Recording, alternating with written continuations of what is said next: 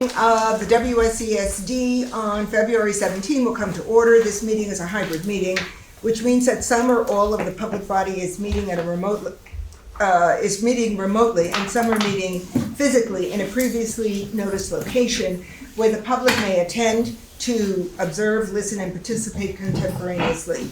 Please note that while we will strive to provide means for those attending remotely to participate in the public comment period, there may be technical difficulties or reasons that otherwise prevent or interrupt remote public participation.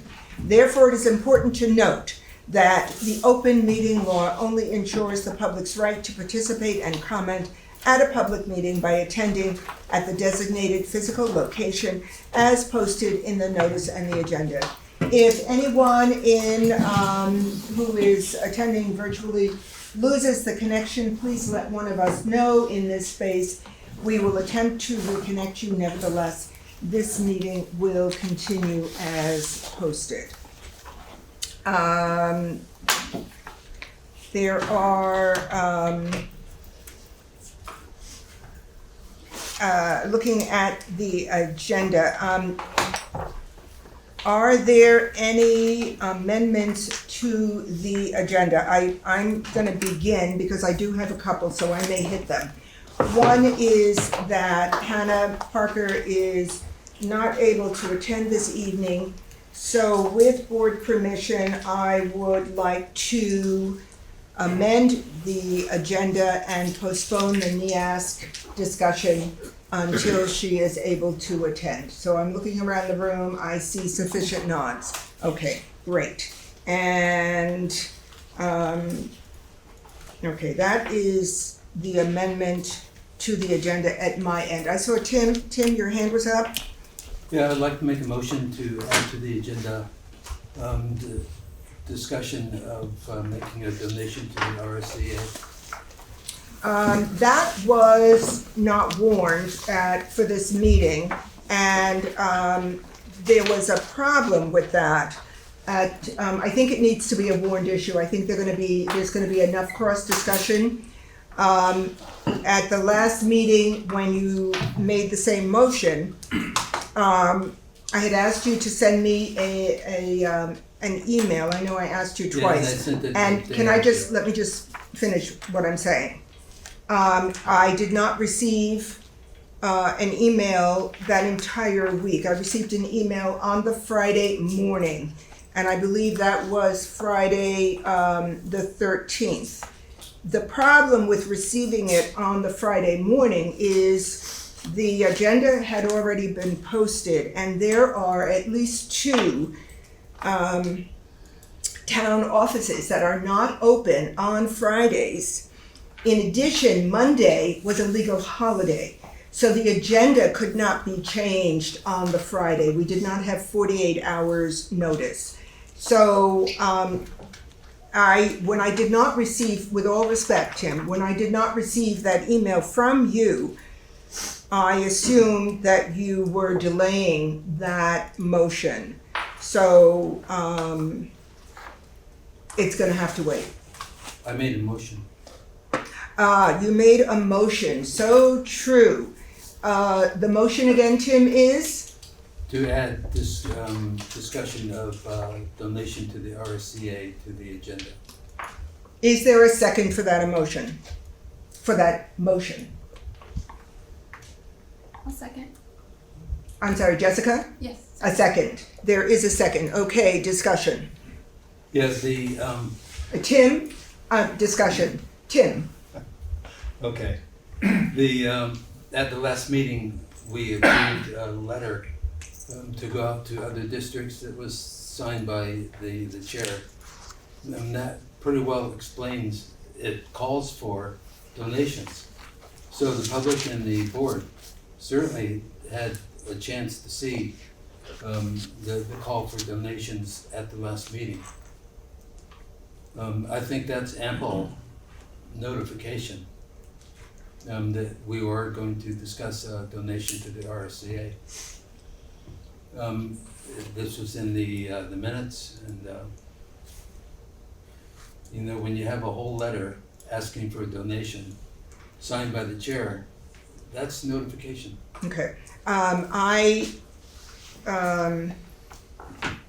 remember that in the past, when the last donation was awarded to the RSCA, there was discussion, comment from at least 2 board members that we really do need to be a watchdog on donations. And I'm looking around the room. Ruby?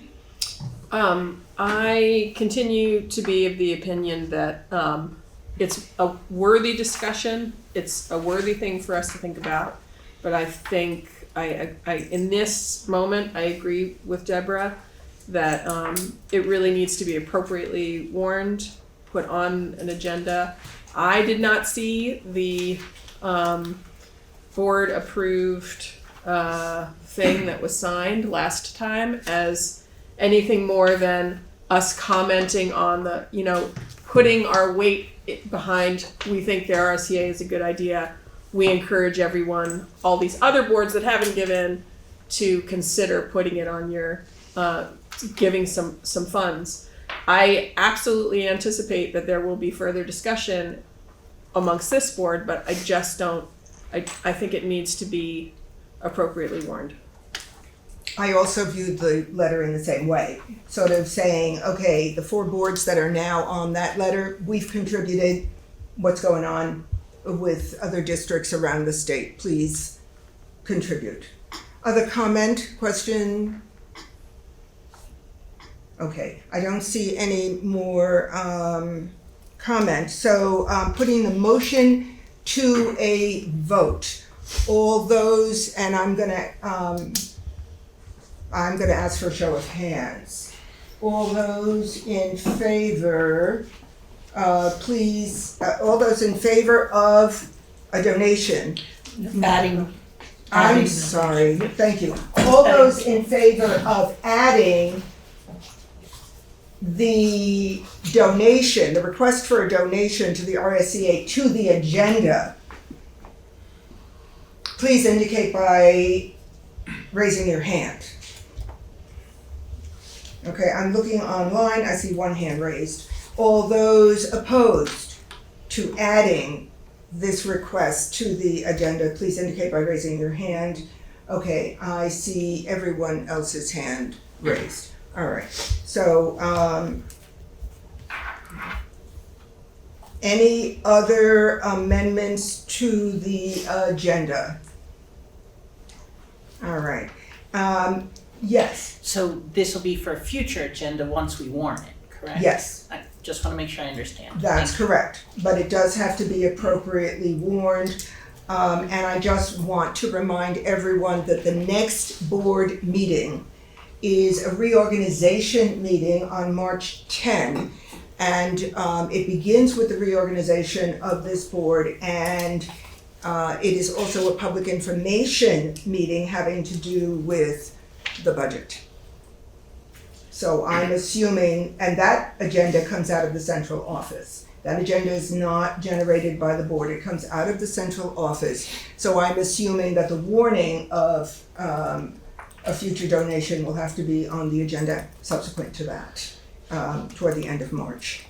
I am going to move on to the issue of the consent agenda.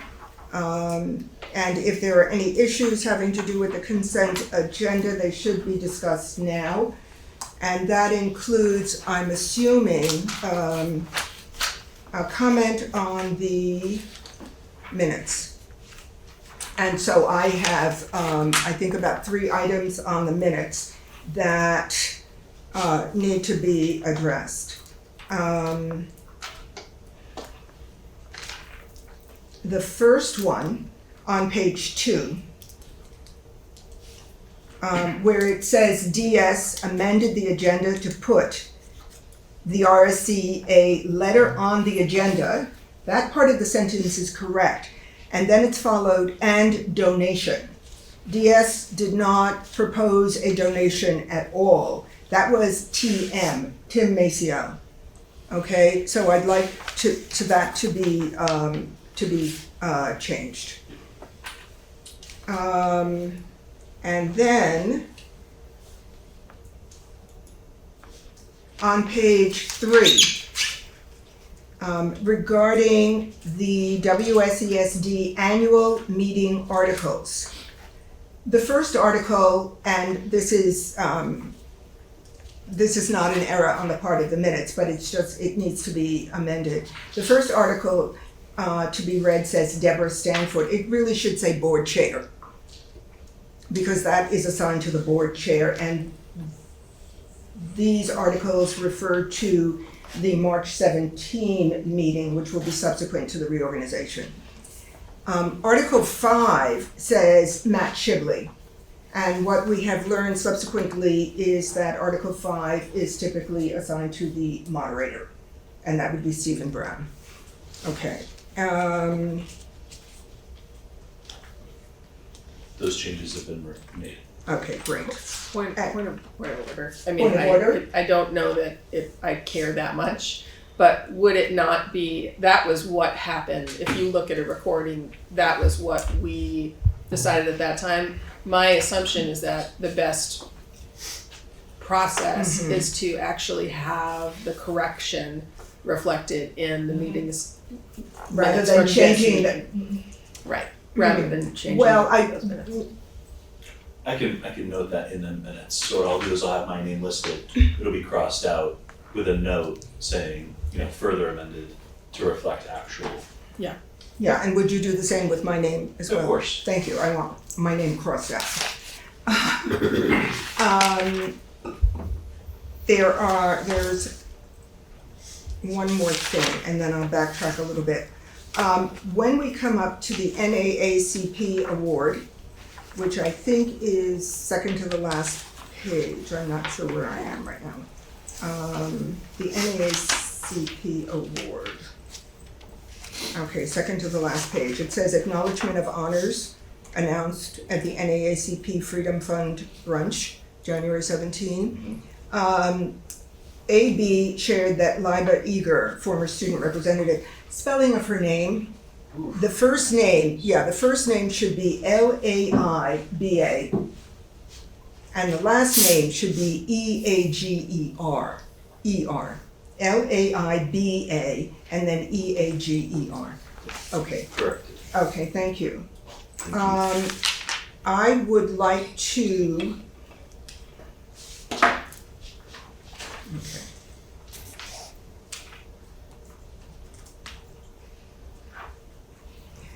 As a point of information, in the minutes as well, and this is just a point of information, there was a resolution that the board also agreed to unanimously. This board did on February 9, as well as the SU board.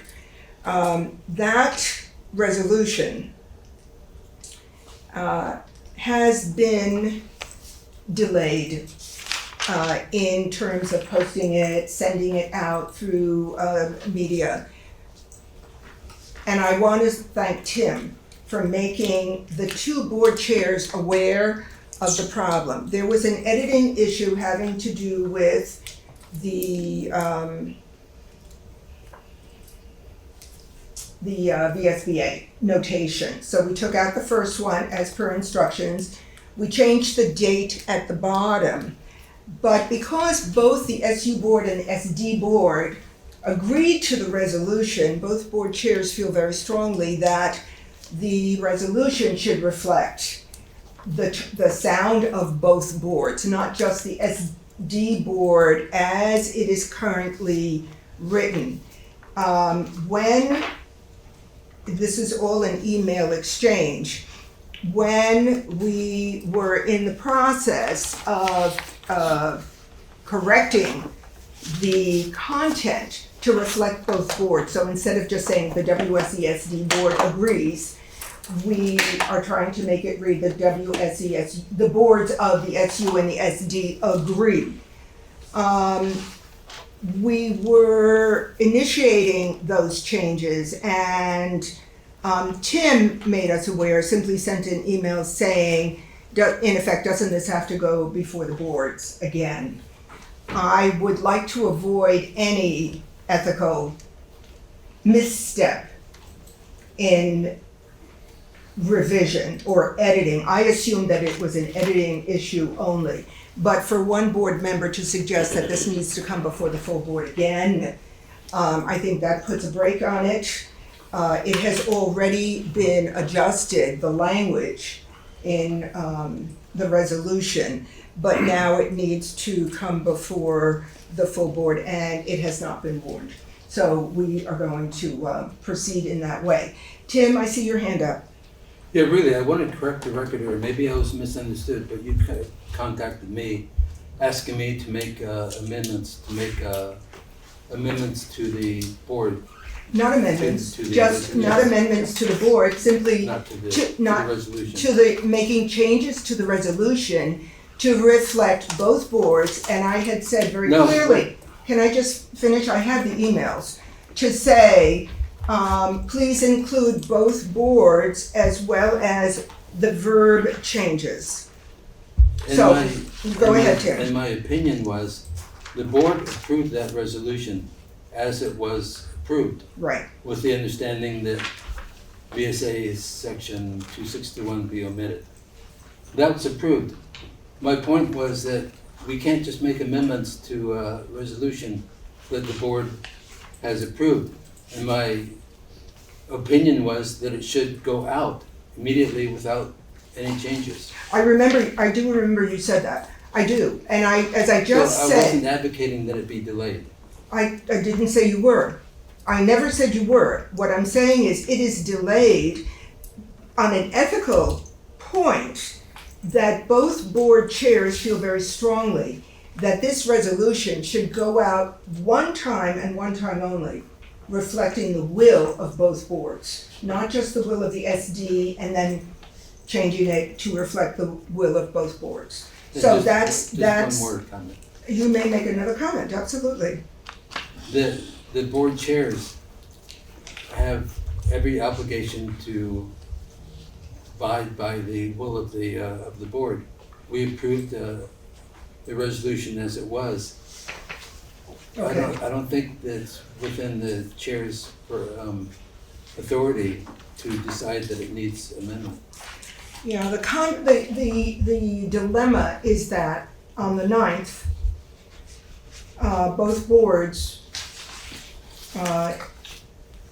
unanimously agreed to ratify the resolution. That's what happened. Oh, I'm sorry, Anne, your hand is up. Great, thank you. Hi, I just wanted to make clear that, first of all, I did make the edits and I changed the following. I included both boards. I removed the erroneous legislative reference. I changed the date. I capitalized supervisory union, and I made sure that the subjects and verbs agreed. Now that there were two boards, I had to make the verbs agree with that. No other changes were made. Tim, I was genuinely under the impression that you wanted changes to be reapproved by the board. So if that was an error that I made, I am terribly sorry. But you did just hear the entirety of every change that was made. I didn't change any thoughts or make any kind of corrections otherwise. Okay, just one last comment. When the board approves a motion to even accept a resolution, it's not my resolution anymore, it's the board's. So this is really not my opinion at all. This is the board's opinion. I Okay. take myself out of it. Okay, That's thank you. all. Thank you very much, Tim. Thank you. So just to be really super careful, the resolution will come before this board again for approval. Okay, thank you. And I think that is it at my end as we enter into this meeting. Student matters?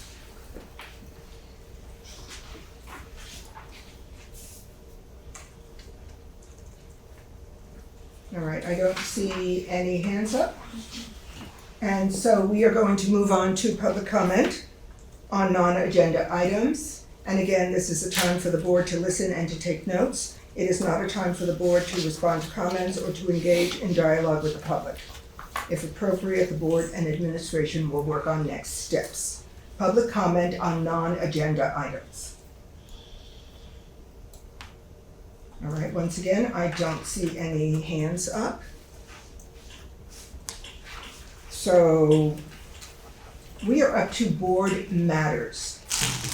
And I'm sure Mark will address this, but I just want to offer congratulations to Nancy Weiss for a stellar job in writing a grant which affects the entire state and benefits the entire state.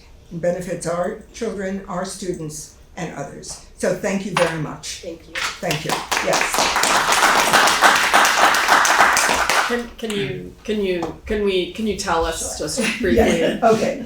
She made front page of I the realize reporter. that, but- No, but by all Yeah. means, yes. Nancy. So, a couple of years ago, I was approached, or the Directors Association was approached with the idea of applying for congressionally directed funds through Bernie Sanders' office, which is an interesting process, I'll say, to say the least. And so, anyway, I worked with Bernie Sanders' office as a person who agreed to to do the grant. And I worked with them extensively. It was not approved in the first round because of the way the budget or the government was funded that round. It was approved a couple of weeks ago. We applied for $5 million.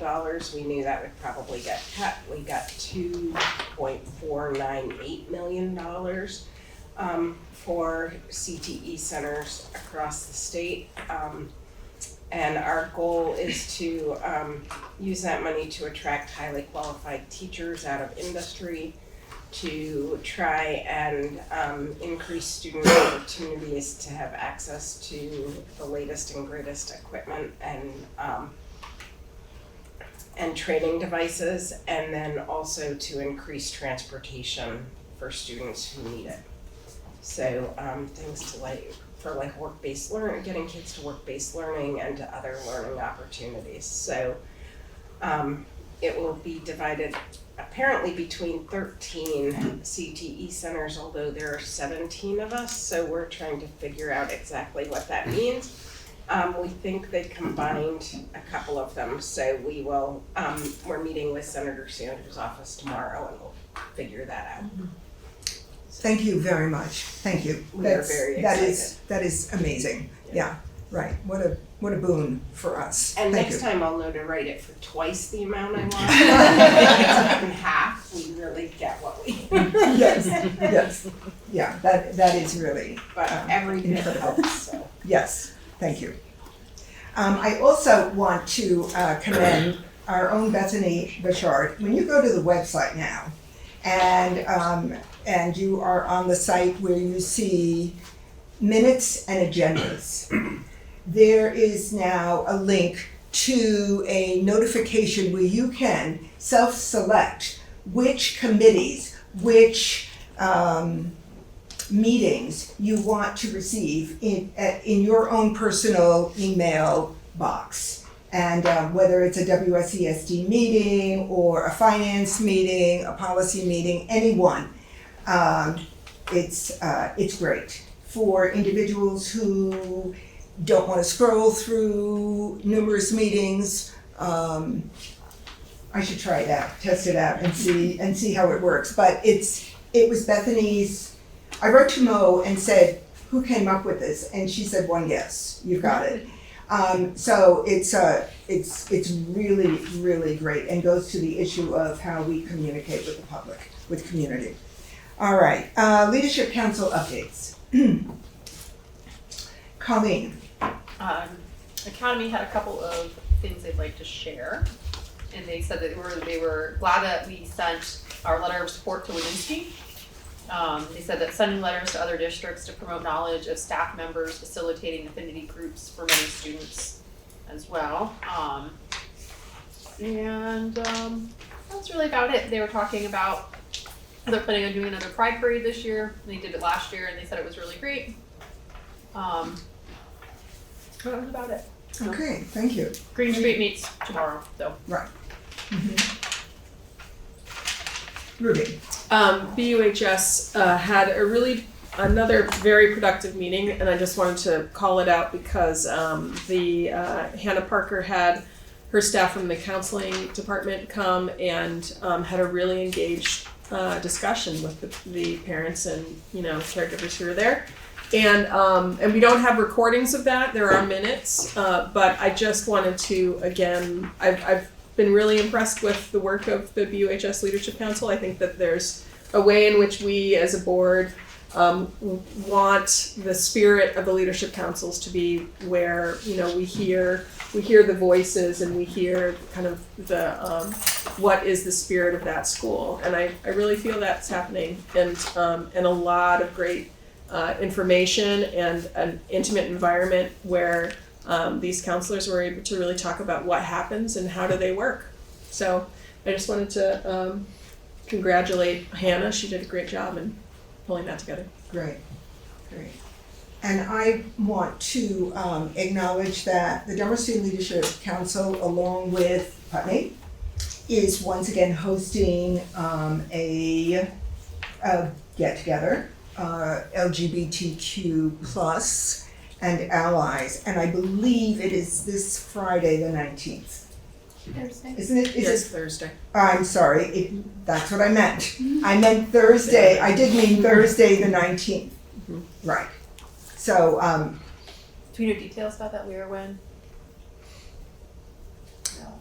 it is at the Dummerston School in the I gymnasium. believe that it's it's hosted by the Dummerston School, but it is particularly meant for Dummerston and Putney families to try to grow some kind of affinity amongst those communities, and it's a potluck. There is a flyer that I'm happy to share with anyone, but the invitation has gone out to those communities, I believe.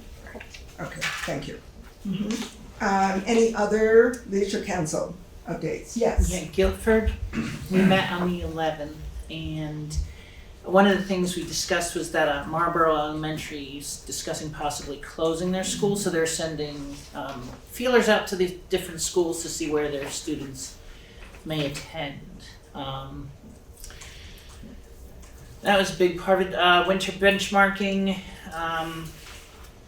overall gains 7 to 9%. They're also, for social emotional goals, they're piloting a DESA program to kind of gauge like students' social emotional standings. Is that an acronym? It's a program. I don't know what it stands for exactly. Okay, any other It's like a updates? benchmarking system, which is like interview style of teachers, and it provides feedback just like STAR data does or the DIBLS does. So we're piloting it at Oak Grove and Guilford, and likely be adopting it for next year at all the sites if we get buy-in. Thank you for filling in. Yep. All right, any other updates? Tim? BAMS LC had a very successful ski day at Memorial Park on February 6th. Matt Shibley provided hot chocolate. All the LC members really kicked in. The kids loved it, great turnout. It was a really good day for BAMS. Secondly, we usually have very robust discussions at our LCs, and the last one was about the BUHS graduation rate. I told them that we were going to be discussing it, and they're very anxious to continue that discussion when I bring back notes from the summit. Okay, great. Okay, I don't see any other hands up. So we are going to move on to board subcommittees. Yes. Madam Chair, Yes. point of order. I think Tim had previously brought up members for approval on the BAMS LC. Oh, thank you. Yeah. Yeah, and I forgot my cell phone. I don't have that list, but you I have do. it. Yep, happy to read it. Okay, So, thank you. yeah, Keith Lyman, principal, Rich Levy is chair, Kelly Brown is clerk, Alex Joyle, Sylvania Curlin-Smith, and Mariah Carter. Thank you.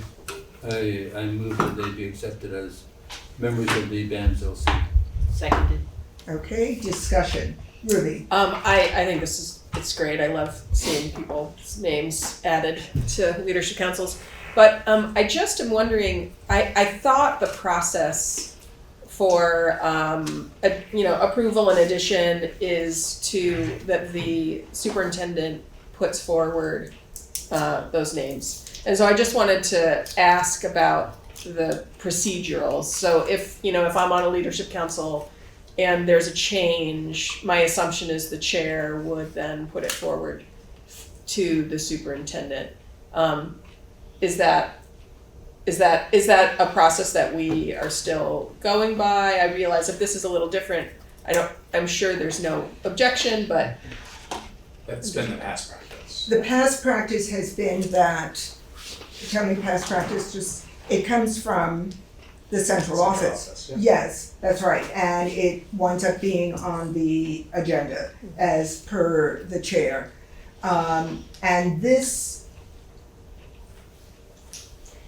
And when Putney was approved recently, that also came from the central office, put on the agenda by the chair. So this one is a little bit different. This one is coming directly from the board member representative. I hear the difference. I wonder whether Mo has it on her roster at this point. So, I'd be Yes, glad Tim. to withdraw the motion and hand it over to the superintendent. I don't think we need to do that. I really don't think we need to do that. I just hear a procedural issue. I think we just keep it as is, but, right, okay. So, any other, what are we doing? Board subcommittees at this point. We are on board subcommittees. Are we gonna take a vote on the motion? Vote. Oh, I'm so sorry. Well, there's a motion. Thank you. Right, good. All those in favor, can you read back the motion, please? To approve the BAMS LC members as presented. Yes. All those in favor, please indicate by saying aye. Aye. Any opposed? Any abstentions? All right, approved. Welcome, everyone, and you're welcome and glad you've been here all this time. And I would just add to that Yes. a little bit. What's nice when it comes through central office, Mo then adds those names and email addresses Right. to email lists. So then they get future notifications. Okay, so let's send that off to Mo as well, a note to Mo. Okay, thank you. So I'm just to check in, Ruby, can you provide an update on the survey? yes, Oh. that was going on. That was my plan once we got to committee updates anyway. Oh, we are at committee updates. Okay. Yes, we are. Right. Okay, thank you, Ruby. Thank you. So this is an update from the Communications Council.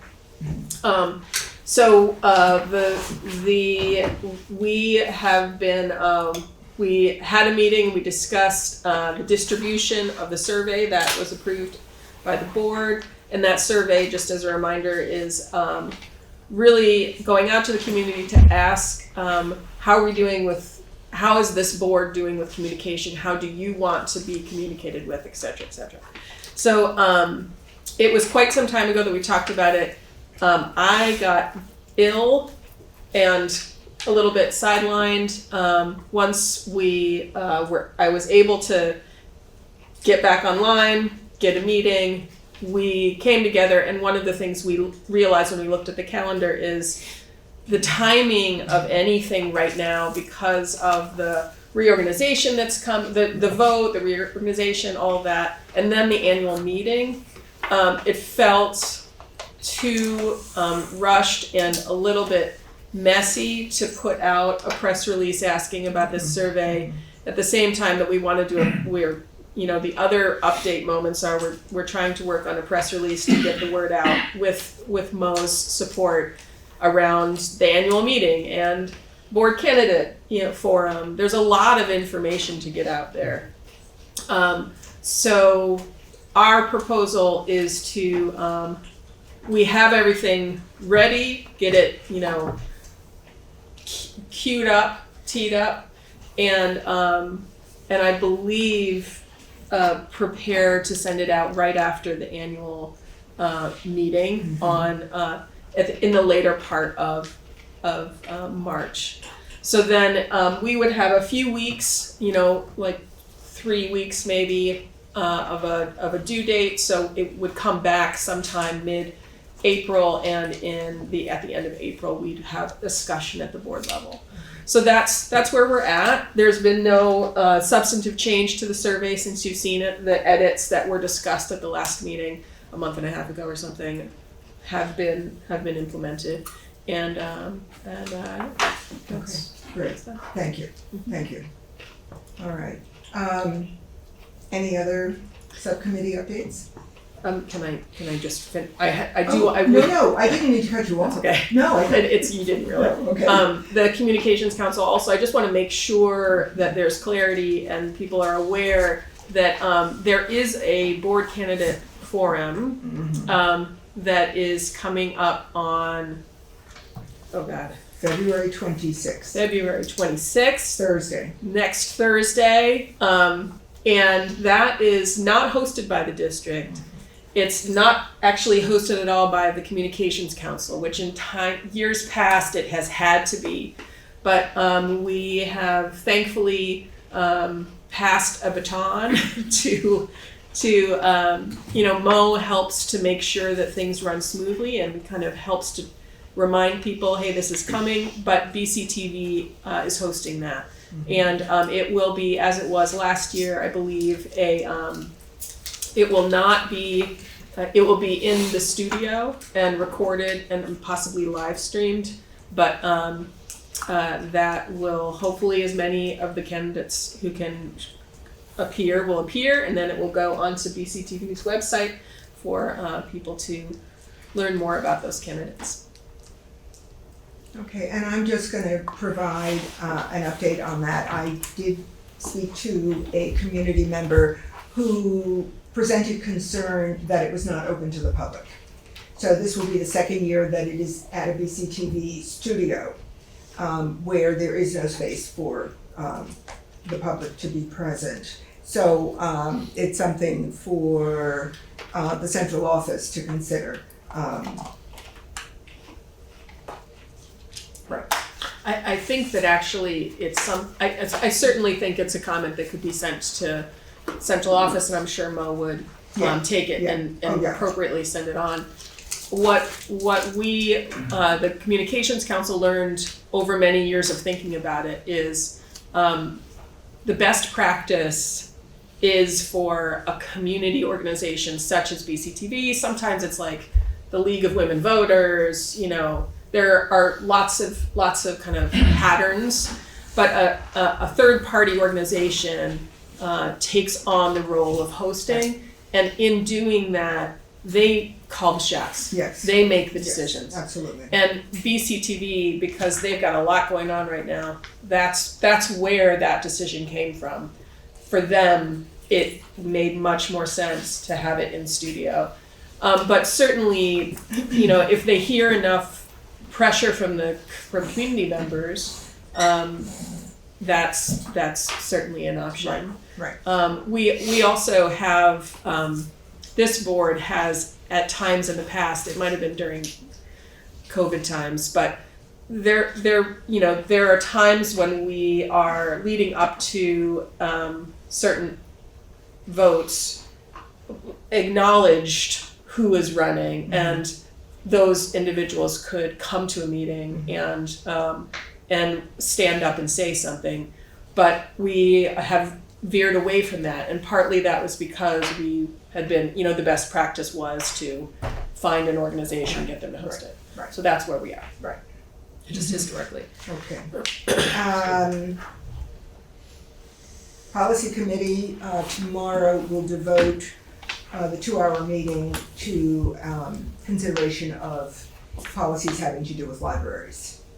So for 2 hours, that's what we're going to do tomorrow. Okay. Is there a specific reason for that? Or We need to update the library policy. Yes, that's why. And also because books are under attack nationwide. Yes. So. And we have some librarians who are scheduled to meet with the committee tomorrow. Yes, yeah. We did have a preliminary meeting already, but it's a big topic and worthy to have a full 2-hour discussion. Okay. Anything else? Ruby? The finance committee met yesterday, and Frank is unable to be here today. But I wanted to give an update in terms of some of the kind of things that were discussed. He sent me a little bit of a cliff notes because he's so good at recounting what he says. So I'll do my best. I also wanted to remind folks that on the district website under the committee agendas, this particular committee has minutes and the recording of the meeting listed. And I would recommend, if anything I'm about to say piques your interest, go to the recording and watch Frank say the words directly. Essentially, he gave the finance committee legislative updates on the legislative developments that included S220, which is about proposed fiscal year 2028 spending caps, H842, which is about public school health benefits to improve cost containment. And then we discussed next steps in Act 73 implementation, particularly minimum class size, capital construction, state aid, district boundaries, and the refinement of the foundation funding formula. We also, it was a fairly brief meeting because there was a meeting right after it. So this was a little bit short at the end, but we did have some discussion, and Frank shared his thoughts around this, but we had discussion around conflicting interests between the Rural School Community Alliance, which in his assessment was advocating for maintaining autonomous governing boards, and the WSESD's ability to sustain excellent, this is his words, sustain excellent educational opportunities in all of our schools due to declining enrollment. And so that was a pretty we had lots of thoughts that range a lot of things with what I just said there. That was kind of like shared from Frank's perspective. I think that there were lots of opinions that were shared, and an acknowledgement that there should be more discussion. And as Tim raised, I think there's discussion around the support of the RSCA. I would hope that the kinds of things we talked about in the finance committee would come up in that moment. There are the other really key point that if Frank were here, he would mention is that the audit of the district has been completed, and that audit will be included as part of the annual report, which will be presented at the annual meeting. It's on the website. I believe it's on the website now. So if anyone wants some light reading, feel free to flip through that. So that's all I got, I think. Unless if there are any committee members who have anything else to add, chime in. Okay, great. Any other committee updates? Looking around the room. All right, we are moving on to SU updates. Anything to report at this point? Anne? We do not have a great deal to report. We had a very brief meeting last week. We're moving forward with some very early plans for a district-wide survey among our faculty. And we It took us 2 votes, but we did in fact approve the retirement of Frank Rucker. It was rejected on the first vote. Right. Thank you, Anne. Thank you. All right. Moving on. I think we are up to legislative issues related to education. Any comment? I would just draw the board's attention to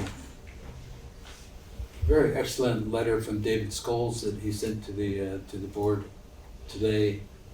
And he also sent it with a map, the map that is being proposed, which if the legislature approves it, this board would be dissolved and the district would include Somerset, Wardsboro, Reedsboro, Whitingham, Halifax, Marlborough, Guilford, Vernon, Brattleboro, Dummerston, Newfane, Putney, not Newfane, Putney. So it would be a 9-town district with about over 3,000 students. So that's being debated. As David stated in his letter, if approved, your board will disappear and be replaced by a regional structure. Act 73 does this through the creation of voting wards. The wards will be, quote, compact, contiguous, and drawn to achieve substantially equal weighting of the votes of all voters in the choice of school board members, close quote. So he's calculated that the number of citizens in each ward under the most likely configuration would leave only Brattleboro to have 1 resident elected. The gist of it is that governance of this one large district would really take the voice of our 4 towns really out of it and be placed in a distant board. And also, as you know, the articles of agreement would be out the window. There would be no more annual meeting. People in this district would not be voting on the budget. And it would be just a radical change. And that is what's being discussed in the legislature. Fortunately, our lobbyist is doing a great job of getting our RSCA steering committee to testify in front of both the House Committee on Education and the Senate Committee on Education. And their voices are being considered seriously. That's all I have, Jocelyn. No, you've said everything, I think. Okay, thank you very much. Thank you. All right, moving on. Oh, yes. I think that this is a good time to ask this question. I am of the opinion that we are ripe for having another legislative update with the community. We did have our senators come to this space, and that was really helpful, and that was open. But I think the most effective kind of community engagement that I've seen around this was when we had a larger invitation for all legislators. I don't know the right time for that. Mm-hmm. And I would venture a guess that if the timing was right, the legislators would really want that. I mean, they're going to say, well, we need more time, or we don't have anything to say, or things aren't decided, but ultimately we can't just sit on our hands, we gotta do something. So I just don't know what the best approach is. Is it approaching going to our local legislators and saying, hey, when can we do this, and seeing what they say? How do we start that? Okay. Matt. I agree with you, Ruby, and I think no time like the present. We don't have to make decisions. In fact, when the decisions are made, that's too late. So they don't have to come prepared with anything. I think it's a beautiful time for the public to be able to weigh in, give some opinions, hear what they're thinking about and what they're grappling with, and perhaps open up a bit of a discussion. So I think we should be reaching out to them in the not too distant future to set something up within the next few weeks or month or so. Okay. Yes, we're on break next week, or at least the school is on break, which hopefully means the board is on break, but that isn't necessarily true. So maybe at that point, to reach out to a few individuals, see what their schedule is like as we're going into March, rather than waiting until March 10, which is the reorganization, but just getting a jump on it. And okay, right. I don't know what the right time is either, but the right time may elude us and pass us by and we don't even know it. So, and just see what their schedule looks like and when they'd be available. I don't have a direct, I have a direct line on the one that lives in Putney.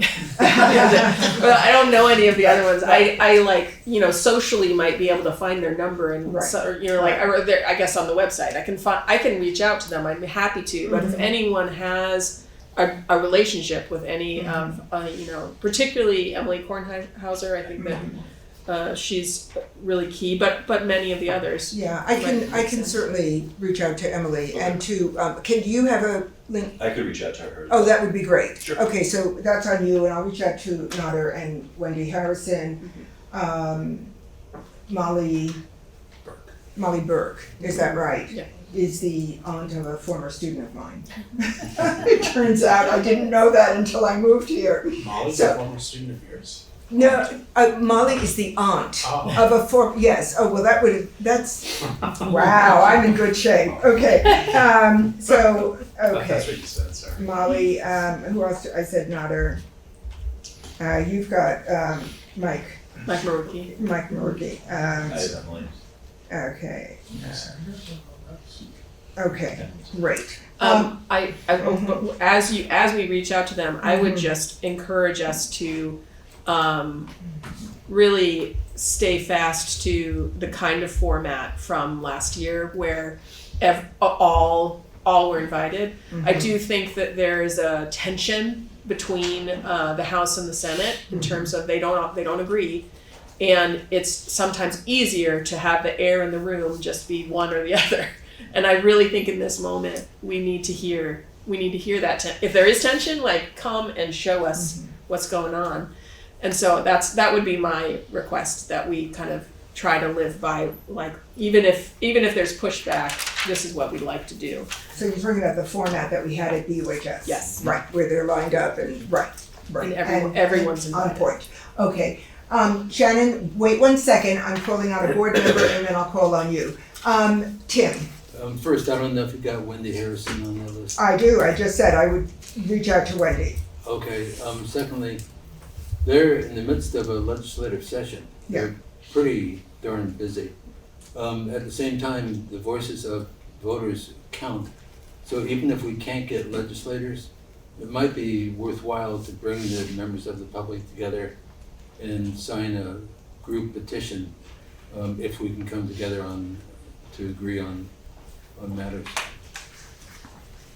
Okay, right. So even without legislators, it might be a powerful thing to do to gather people together. Okay, I totally agree with you, and, right. So, I see another board member, hand up, Ann Beekman. I just wanted to point out that their legislative day off is generally Monday, so that would probably be the best day for us to schedule whenever we do this. Got it. Okay, thank you. Shannon, Kelly.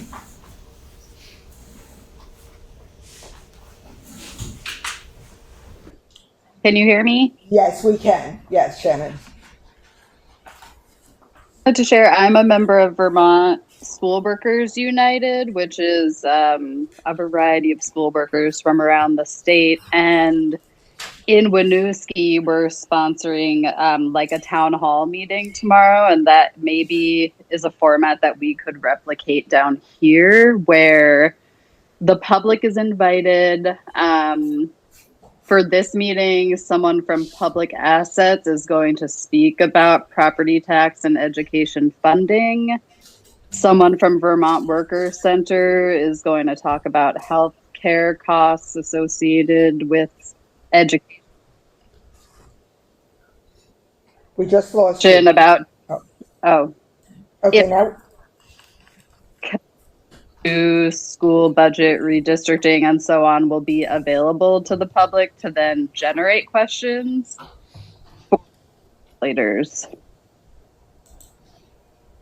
thank you very much. Replicate that format in some way. I'll be attending that virtually tomorrow, so I'll have more ideas after that That's I'm happy to share and put it together. great. Thank you. Thank you. Did I just miss someone's hand up in the room? Nancy? So I just want to make sure that the board is aware that there is also legislation to make CTE an educational service. Let me just make sure that I give you the right wording here. A separate,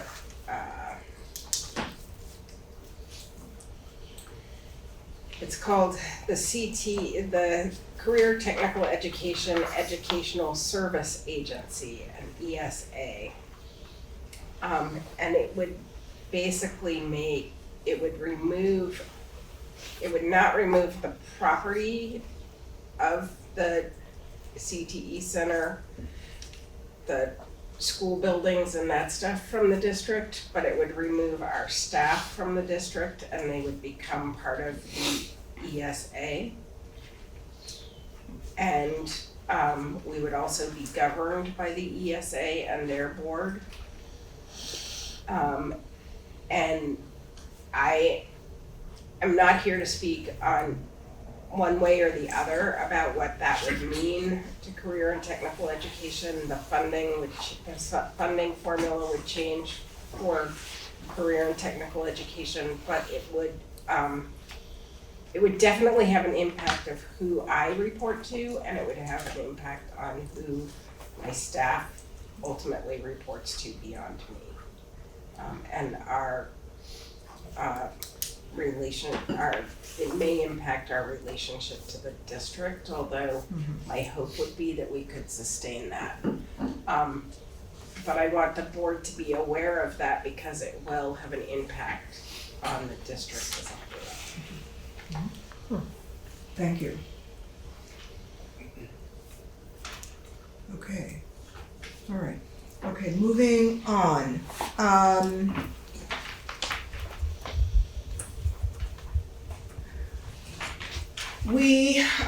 I placed on the agenda, this was, I think in the parking lot, discussion of the role of the following board subcommittees: the Programmatic and Performance Equity Committee and Social Justice Committees. Ruby? I personally love those committees, but I also think we're caught in that same, whirlwind of the changeover that's coming and the reorganization. So I would think that the best time to engage is actually after the reorganization, when we have new folks on. Potentially new, we definitely will, because one of our members is exiting and not running again, so we'll have new people. And also it could be that there's change in terms of committee, constitution of committees, and it could be that somebody's, is fired up about something and wants to restart it. But we haven't seen that fire with those two committees, even though some of us, deeply love them.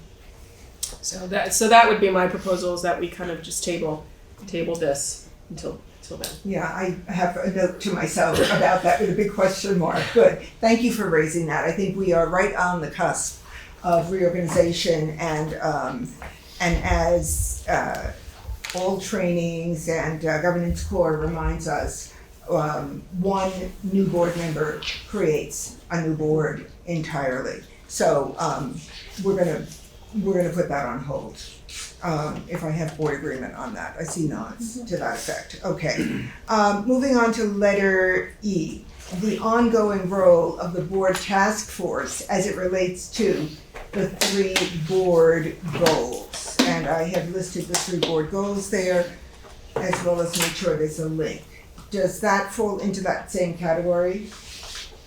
I mean, No. I think it kind of does, in my Yeah. opinion, Mhm. but one of the board members who is stepping down and not going to be reelected is Jessica, and she's really been holding that task force. So that would be something to discuss possibly now.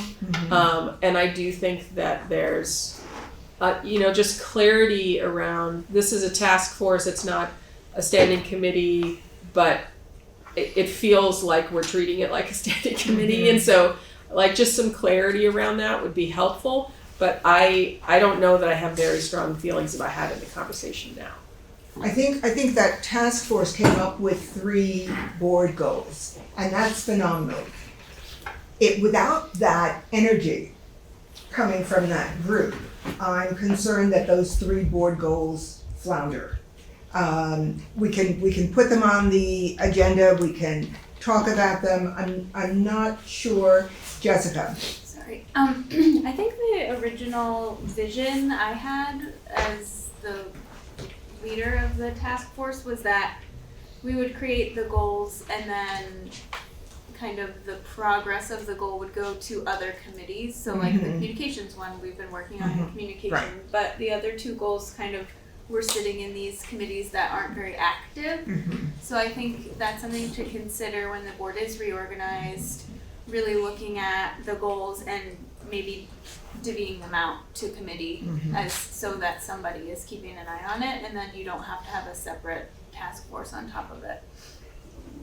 You've created this issue for us, Jessica. You're welcome.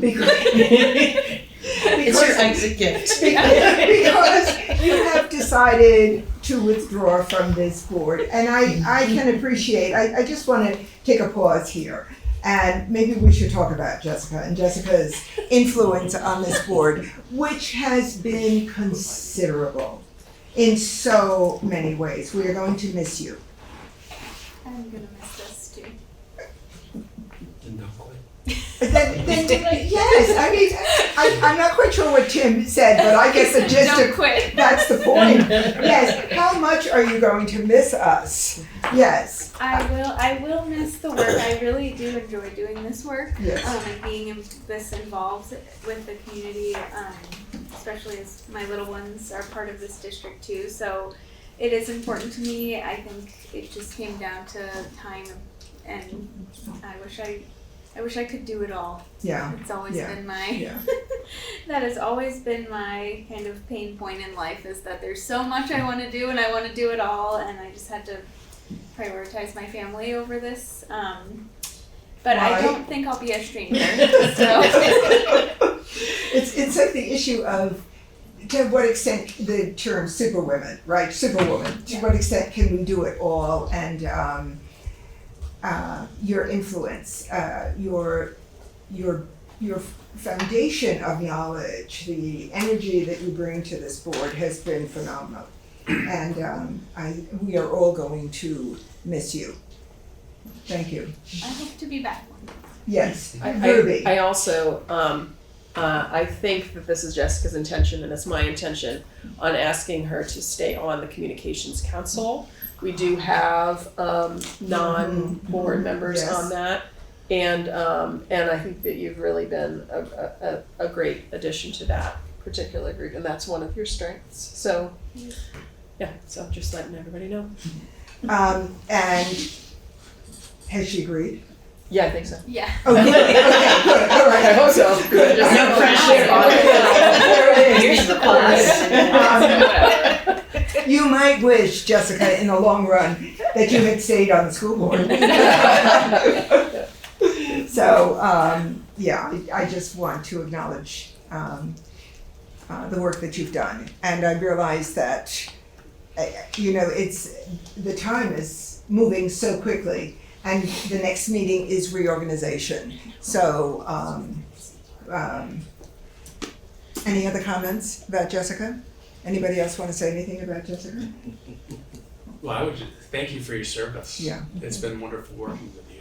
You've been a great addition to this board, so thank you. Thank you.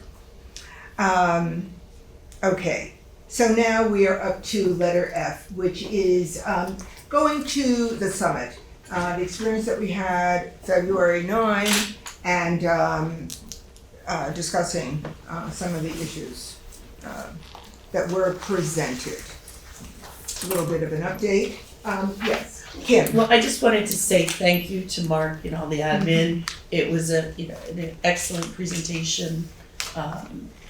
It was well done, and it wasn't overwhelming, and it felt very timely and done in a very strong manner.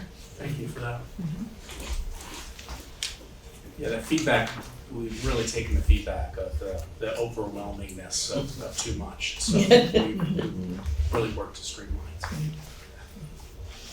it. And just in case you really want to be overwhelmed, the first Friday of most months, we have a leadership meeting, and we do that for about 8 hours. And it's wonderful but overwhelming. Lots to do. Yeah. Okay, and the title of the summit, Systems to Support Graduation.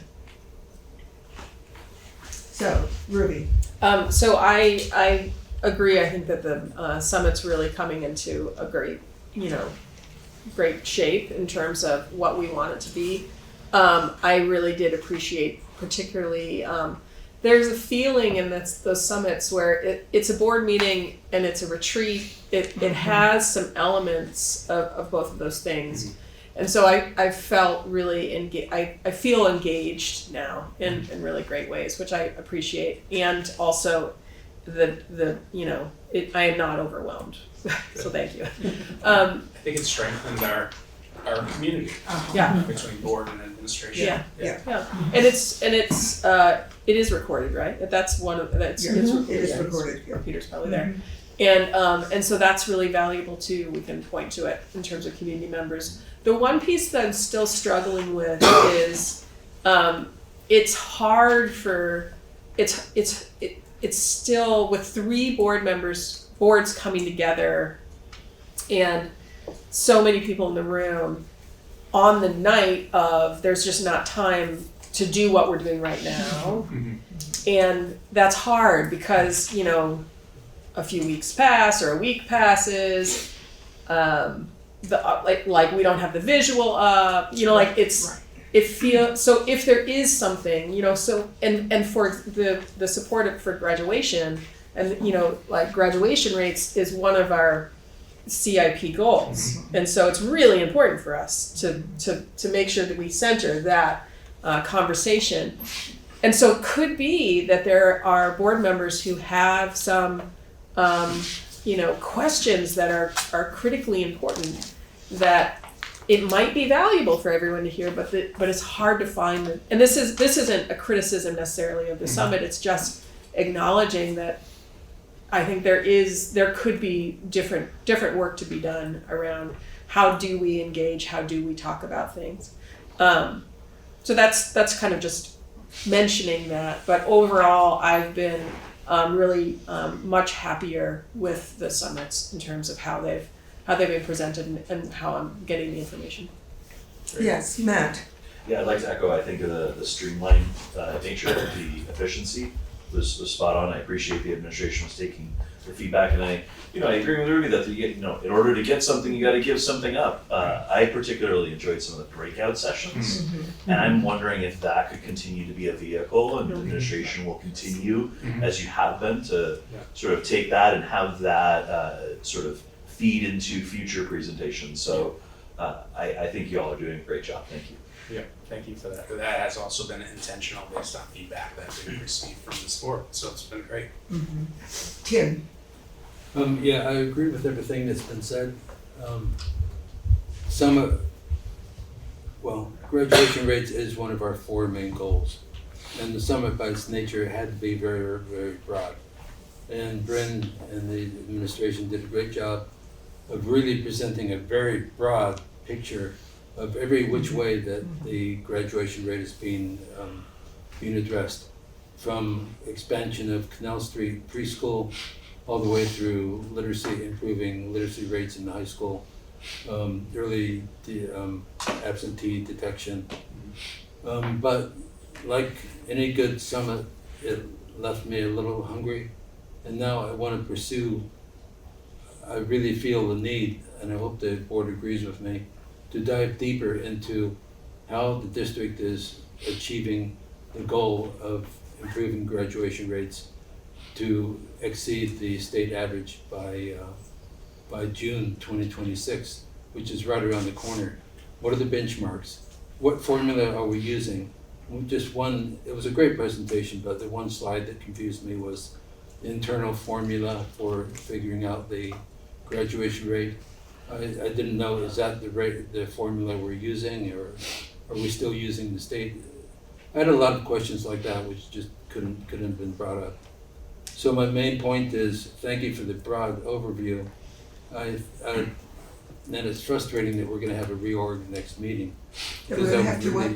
A reorganization meeting, because I would really like the board to ask the questions about how well we're moving towards that goal of exceeding the statewide graduation rates for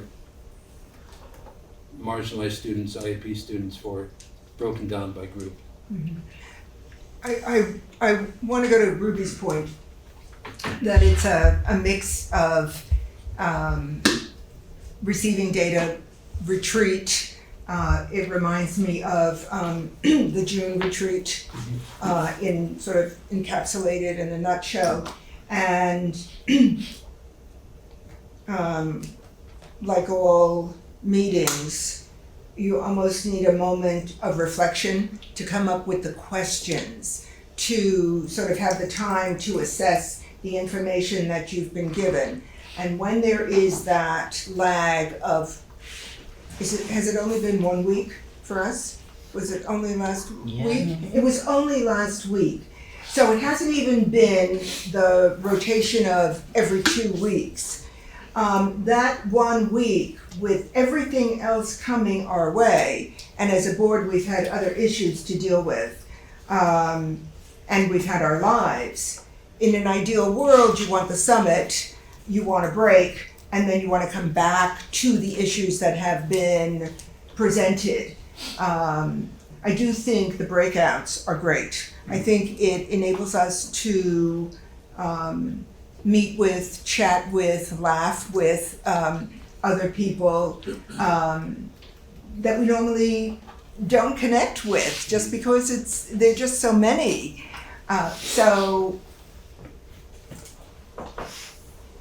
Yeah, and I think starting with dinner is great. Yes, Kim. I think the thing that I found most frustrating, and we were discussing things that were important, but limiting the board meeting before the presentation. Yeah. I think that took a lot of time, and for Tim's point, if we'd had that time, he could have asked questions I think the presentation was a little over an hour. So under an hour. It was Under an hour. Yeah. We could have had half an hour, 45 minutes, an hour Right. to ask questions, and I think that would have been a much stronger use of our time. And I just would encourage potentially limiting what the three boards are bringing to the meeting, because that was, I think, an hour and 15 minutes or something that we were doing board business. Right. Good point. Other comment?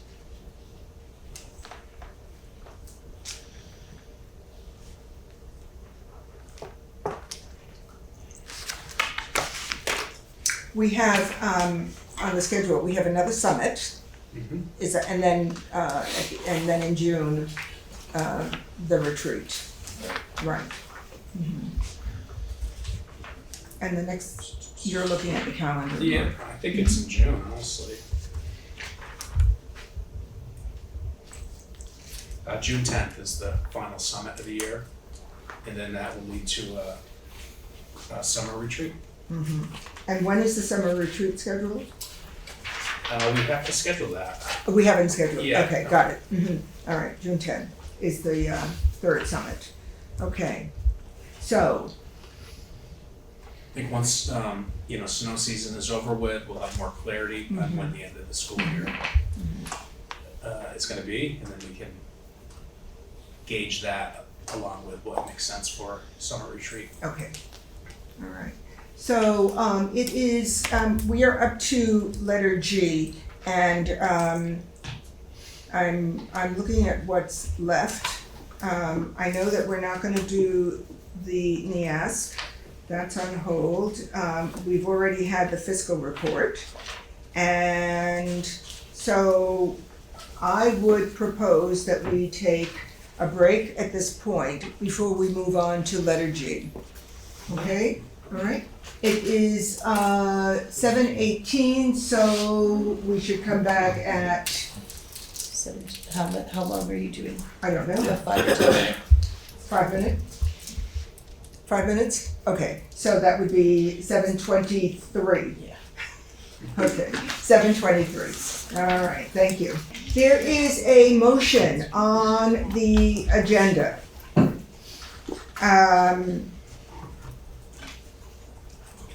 And it reads that the WSESD School Board formally adopt an official public-facing board email address. An example is given. To facilitate communication from members of the public, district staff, and community stakeholders to the full board.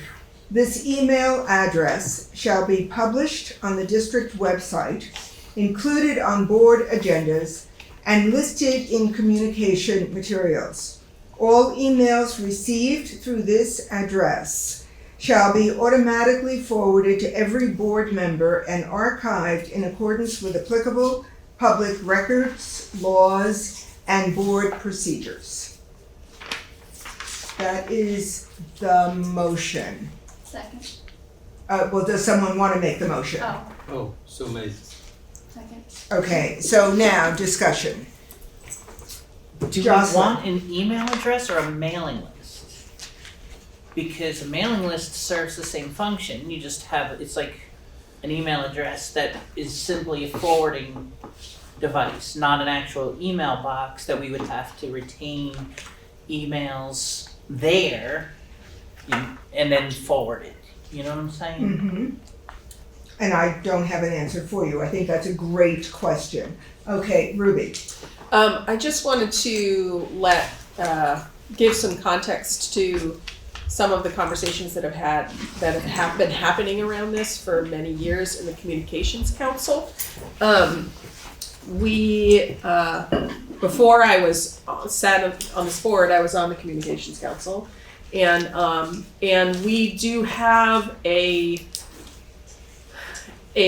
mailbox for the WSESD board. Yes, we do. It's not actively used, but that email address came about because of advocacy by the Communications Council to create that space, that repository, and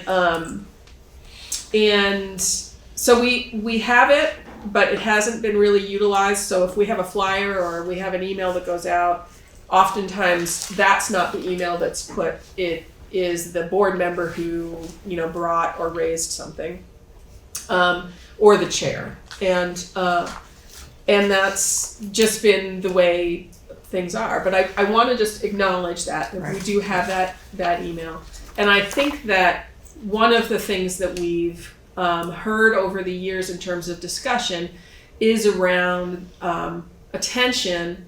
If there was a listserv type of thing where there was one email that when a community member sent to it, everyone on the board got the email. There was a question around open meeting law, And I think what I've heard, the kind of pushback to that is, we are not reinventing the wheel. There are other districts to do this. Let's look to those districts to ask them, what do you do? How do you handle this?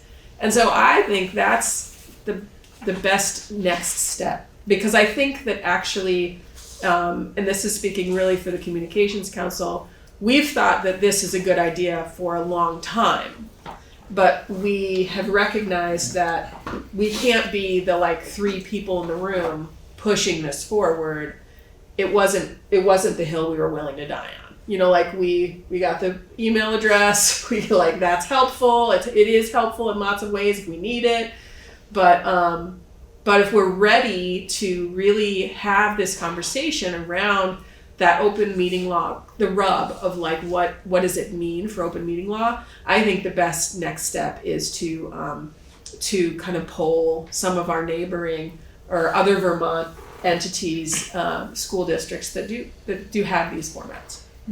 Ann Beekman, your hand is up. Yeah, it's actually a question. Ruby, is that email address that the Communications Council put together different than the WSESD board at wsesdvermont.org?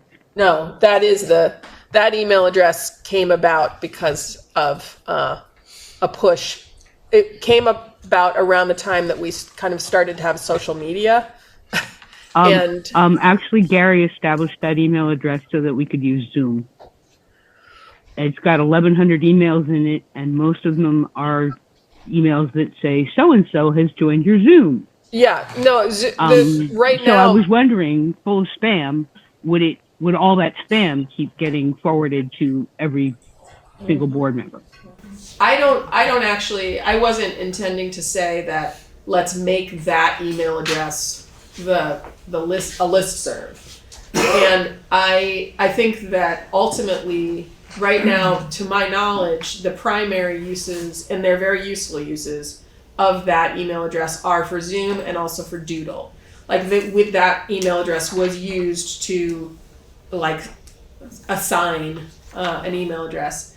But I think that we actually have used it at the Communications Council level for things like, we haven't in quite some time, but if we have a meeting and we want to direct people to send an email, we have utilized that email as like encouraging community members to engage with the board. And that's my recollection is Gary might not have been part of that, but that was the request from the Communication Council. And we could start to utilize it in that way. If we have a public, forum and we want to put an email address, we could do that. We do monitor, there's a lot of spam, but we do monitor that email address, that inbox rather. So. Okay, and I guess the question would be then, Jocelyn, you were talking about a server. Would that server automatically forward every single email that came to that box, or? Yeah, it's not a server. It's basically an email list. So all of our emails would be added to this list, but the list would be, board@board.org or whatever, right? And so all it does is forward everything. It doesn't actually have a box of its own. It's not like a real email. So it would be a conduit. Yeah. It would be a conduit and just spiral out to the 10 board members. Mm-hmm. Jessica. I previously was an administrator on Google Workspace, and I know that it's changed over the years, but I do know that there are capabilities in like that we're talking about where you email info@soandso.com and it goes to a group of people. I don't see how that would be different from someone going on, gathering all of our emails and sending us an email. I don't think that would be different unless then we started replying all to the person who's emailing us. So I don't think we need to take another step. I think it's an IT issue at this point. If the IT department can set it up for us and make it work and maintain it when people come on and off the board, I think it makes more sense to use that than to use a shared email box that has a shared password. Then we're you know, someone comes off the board and they still have the password, we have to change, it's just a nightmare. Right. So, Right. I think we should move forward with this and work with the IT department to set it up for us. Tim? Yeah, so I got a little head start and I contacted our friends at Windham Northeast. And they put me in touch with their IT person who handles Windham Northeast and other boards. And he said that, yeah, they do have a single email address that they use. And nobody's ever mentioned open meeting law problems at all. I also contacted Vermont VSBA, Vermont School Boards Association, and Sue Zagłowski wrote and said, you are correct that other school boards in Vermont take the approach of having a board email address.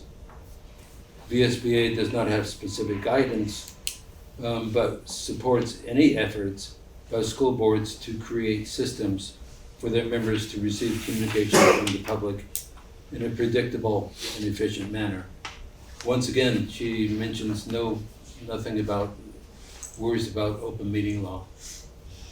So it's a practice that's not new. It's done by other districts in Vermont. And today, for example, I sent out an article from Ed Week to all the board members. And you know, it's not just that I have to enter each email, 11 different email addresses. It goes beyond efficiency, but it really gets to the rationale for doing this is that it ensures that communication is institutional, transparent, and equitable, rather than filtered through any one or two people. It requires that all communication go through, requiring all communication to go through a chair or a committee or an LC member creates a single gatekeeper, even if unintentionally. Okay, right now you're reading from the rationale that is linked on the website, is that correct? On the agenda, is that correct? Yeah. Okay. So the public hasn't heard that rationale. Well, the public can link onto it It's on through the the agenda. It's on the agenda. I've made sure that the rationale, it says motion with rationale, so the link is there. Okay, so I just want to say that a single board email is clear, it's public, it's safe, it's stable, it's just easy to handle for all parties. And I think this is the bottom line. What we want is to hear from the public and staff members. This would facilitate that. There wouldn't be any qualms about, should I send this message to Brian? How would Brian feel about forwarding this to the rest of the board? It would take that out of the equation, and people would feel more comfortable, I think, in sending a message of any kind. The caveats, when the Northeast and others point out, are the same that we have right now. The board members could not deliberate. We wouldn't go back and forth with each other. We understand that. So if a board member were to reply, they would have to reply without other board members being aware of their reply. Otherwise, I think it is open to a violation of open meeting law, because then that board member is in effect, by virtue of, let's say, replying to a community member, if their email goes out to the other board members on this site, now that's where there's a violation of open meeting law. Brian? Yeah, I think that gets to my only concern about this, which is all of us being clear about what the procedures are around it. Mm-hmm. In other words, who's monitoring it, because there will be times when a response is necessary, mm-hmm. or it needs to be forwarded to someone. And if everybody gets the same message but nobody knows who's answering it, then nobody's answering it. And so we just need to be clear about what our procedure is and what the expectations mm-hmm. are, and make sure that we don't get into those situations where anybody's forwarding to all and getting into that mess. I'm going to say that in the rationale that is linked, the penultimate paragraph talks about BCC. BCC we should never, ever do. That's a violation of transparency, and that's really murky. So I do have to call on board members initially, and then Martha. Colleen. In reference to what Brian was just saying, my understanding currently is that the board chair is the one who replies to the emails, correct? Like, I thought that. Well, yes. If an email comes to me directly, I will reply and, let's say, forward it on to the superintendent as appropriate. Right, but like if I get an email from a community member, I then forward it to you and say, I got this email, so it's the board speaking, was my understanding. Well, Is that not- I'm never speaking as the board unless there's a motion and Right. that. But like, you can reply. Absolutely, you can reply. You are replying directly to a community member. And it depending upon what the nature of the communication is, part of your reply could be I'm forwarding this on to the chair, because I think that this is not really a board issue. It should go however you reply. Okay. Right. My understanding has been that like we are supposed to forward it to you, and so there's one person speaking for the board, not 10 people replying at will, right? Like I'm assuming, so the example that you're giving, I'm assuming that the community member has written only to you. And the only way you know that is if, in looking at the address bar. Well, you don't even know that. Well, you don't even know that because so. it could be BCC. Right. Right. So, however you feel comfortable in that regard, you're not violating open meeting law by replying. I wasn't thinking about it like from a violating open meeting law perspective, but like I was thinking that if we got this email, that would still be the case, and it wouldn't really be any different than what we are currently doing. Quite possibly, yes. Quite possibly, just to make sure that communication is crisp and clean. Right. Yeah. Okay. Yeah. Matt. I'm in favor of a listserv or a group that would distribute a community member's email, a single source that a community member could send an email to that would distribute it to all of our emails. And I think we do need to be clear about what the procedure is, not replying all and having an open meeting law violation. That being said, I don't think an additional email, a single point email, is the way to go. I think more of a listserv, as Jocelyn referenced before, or a group in Google would be more appropriate here. I don't think there should be a single repository, lest the management of that go sideways. I think it should just be a pass through. So Martha. Martha Noyce, Brattleboro. As a sender of several emails to you board members, I always included the chair and then the specific board member that was kind of fit with that committee. And my responses were given, but I was also wondering, well, this person should really know about it and this person should really know about it. That didn't really happen. So I think, and I encourage you to establish an email where everyone gets all of the emails so that you're all on the same page with any one person, any people in the community, and know kind of where they're coming from. But then you have to work out the details about who's going to respond and that process. But I think it would only enhance communication between the public, but also between you with what's going on with my emails that I'm sending and everyone else's. So I encourage you to have one email for everybody to fit in. Mark? I think that the board should gather a legal consult on what proper procedures would be. I think a concern to think about would be individual responses, knowing that the will of the board comes from the full board. Right. And if we have, 10 different responses from individual board members, I think you're setting yourselves up for a messy situation. Tim? Again, this is common practice. It was understood in the rationale that there would be a caveat. I'm saying that we wouldn't necessarily respond to your email, just as you read in the public comment section of meetings, that we don't expect a response. About who might respond to, I'm gonna forward your message to the superintendent because it's an operational procedure, for example.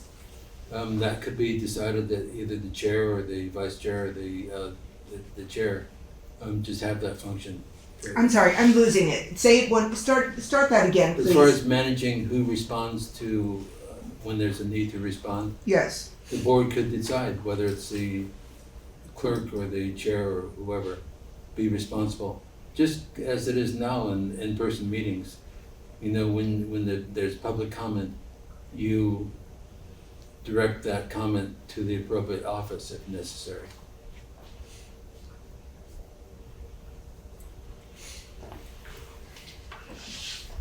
But the big advantage of this is that we're all peers in this board and everybody would be receiving the same information at the same time. That's a big advantage, I think. Willow?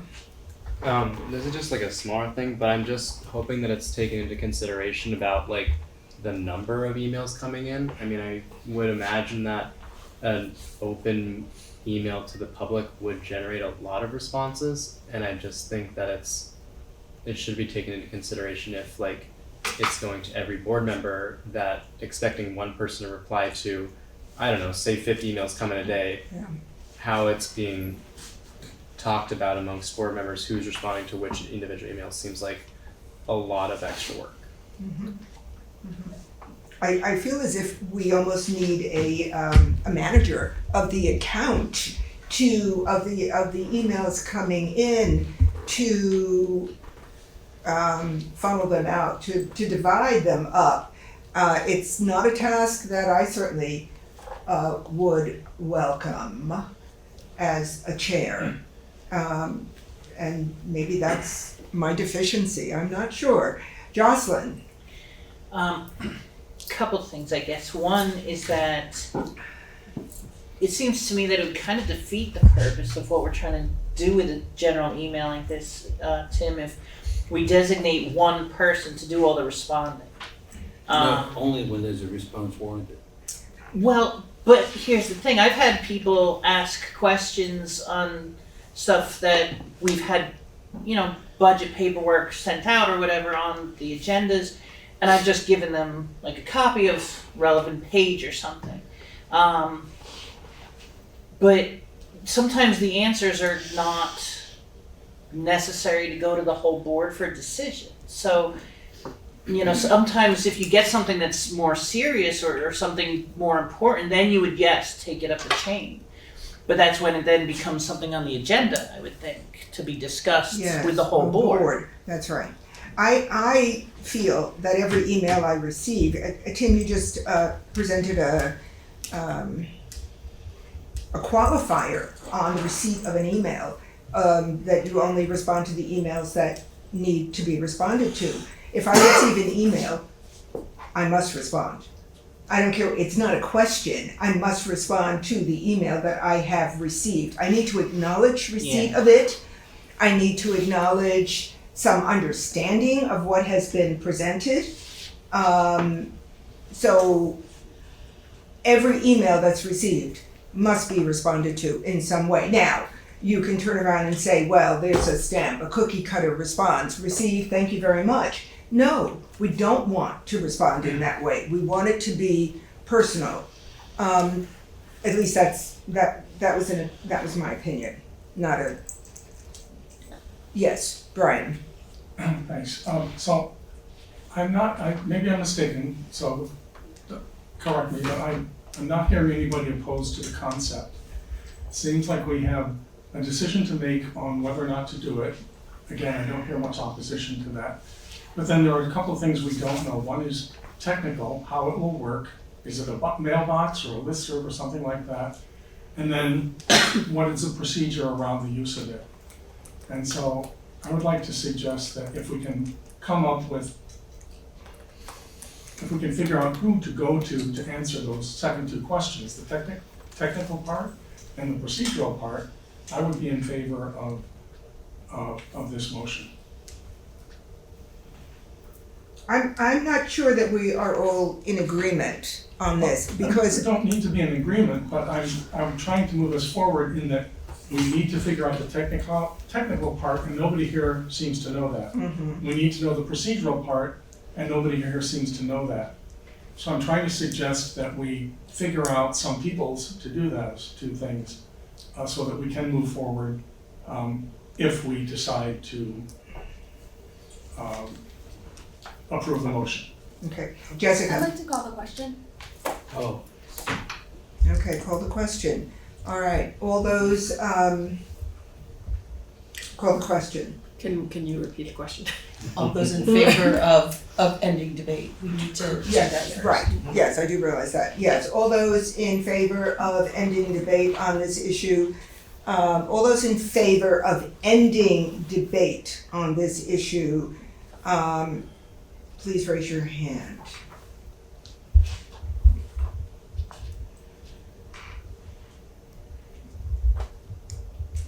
Okay, all those opposed, please raise your hand. Okay, so we have 2 opposed, so we end debate on this issue. And that means we come to the motion as presented. Could you present it? Would you like me to read it? Yes, please. That the WSCSD School Board formally adopt an official public-facing board email address to facilitate communication from members of the public, district staff, and community stakeholders to the full board. This email shall be published on the district website, including on board agendas and listed in communication materials. All emails received through this address shall be automatically forwarded to every board member and archived in accordance with applicable public record laws and board procedures. Is that correct? Yes, verbatim. Yes, it is as listed on the agenda. And is there, so the motion, it was already seconded. It was seconded. So because we just called the question, there can be no more debate on the motion. Correct. Right.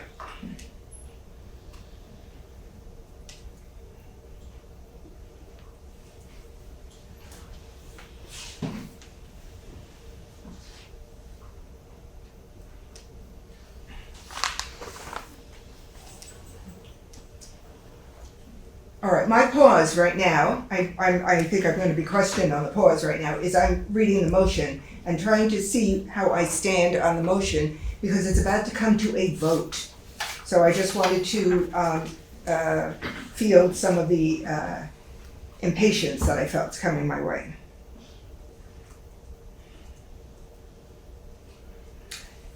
Okay, although, yes. Madam Chair, I'm ready to read a roll call vote if that be the desire. Mm-hmm. Can I ask a clarifying question?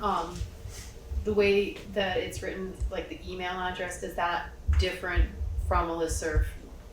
So if we feel it should be a listserv and not an email address? We are not, I don't know. The motion as read is the motion in question right now. That is my dilemma right now, okay? So, Is it too late to amend the motion? It is. it is too late to amend the motion. It's, yeah,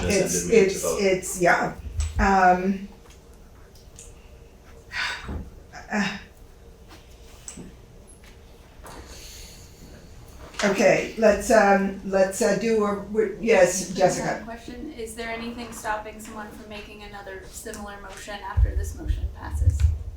Or If does- this motion passes, this motion passes. Well, passes or doesn't pass? Could someone make another motion? Yes, I guess so, sure.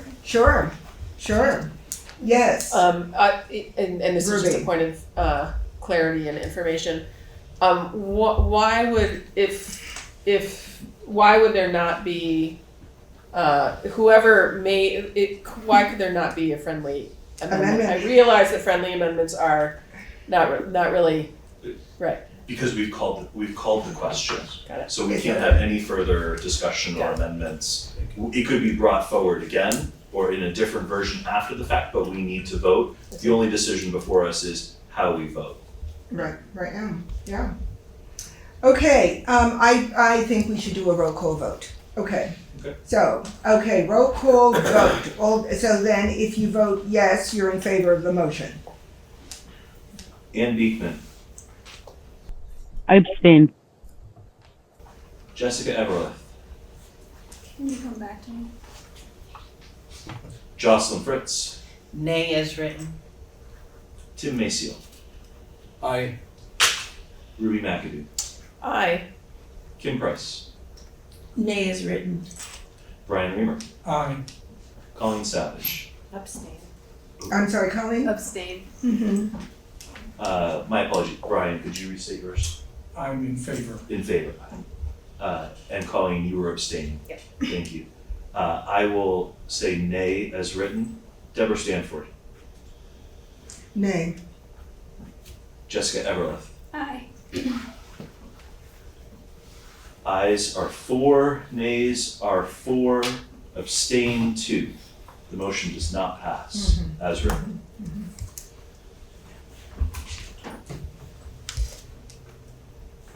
Can I make a motion?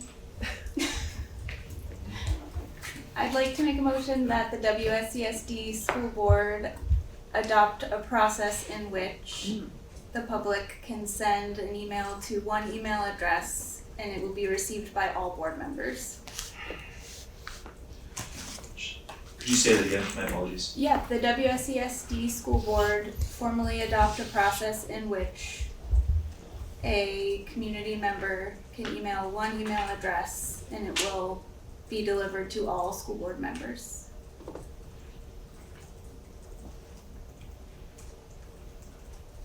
Just going to restate it.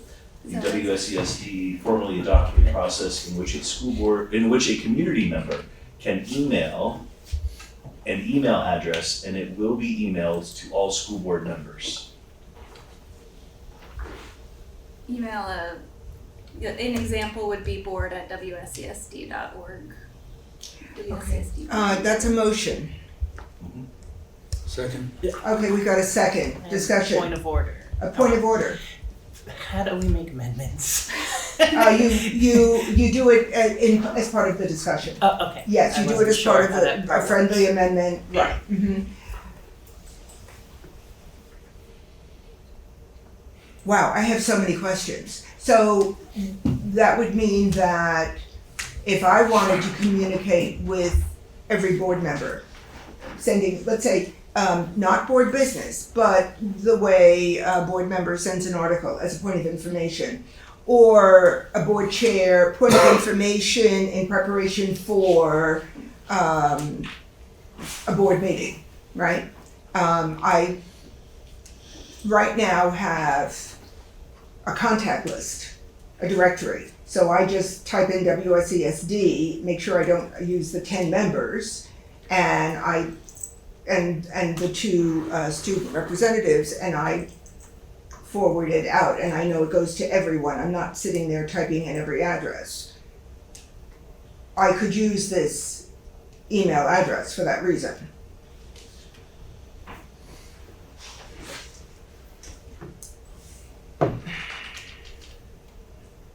Jocelyn.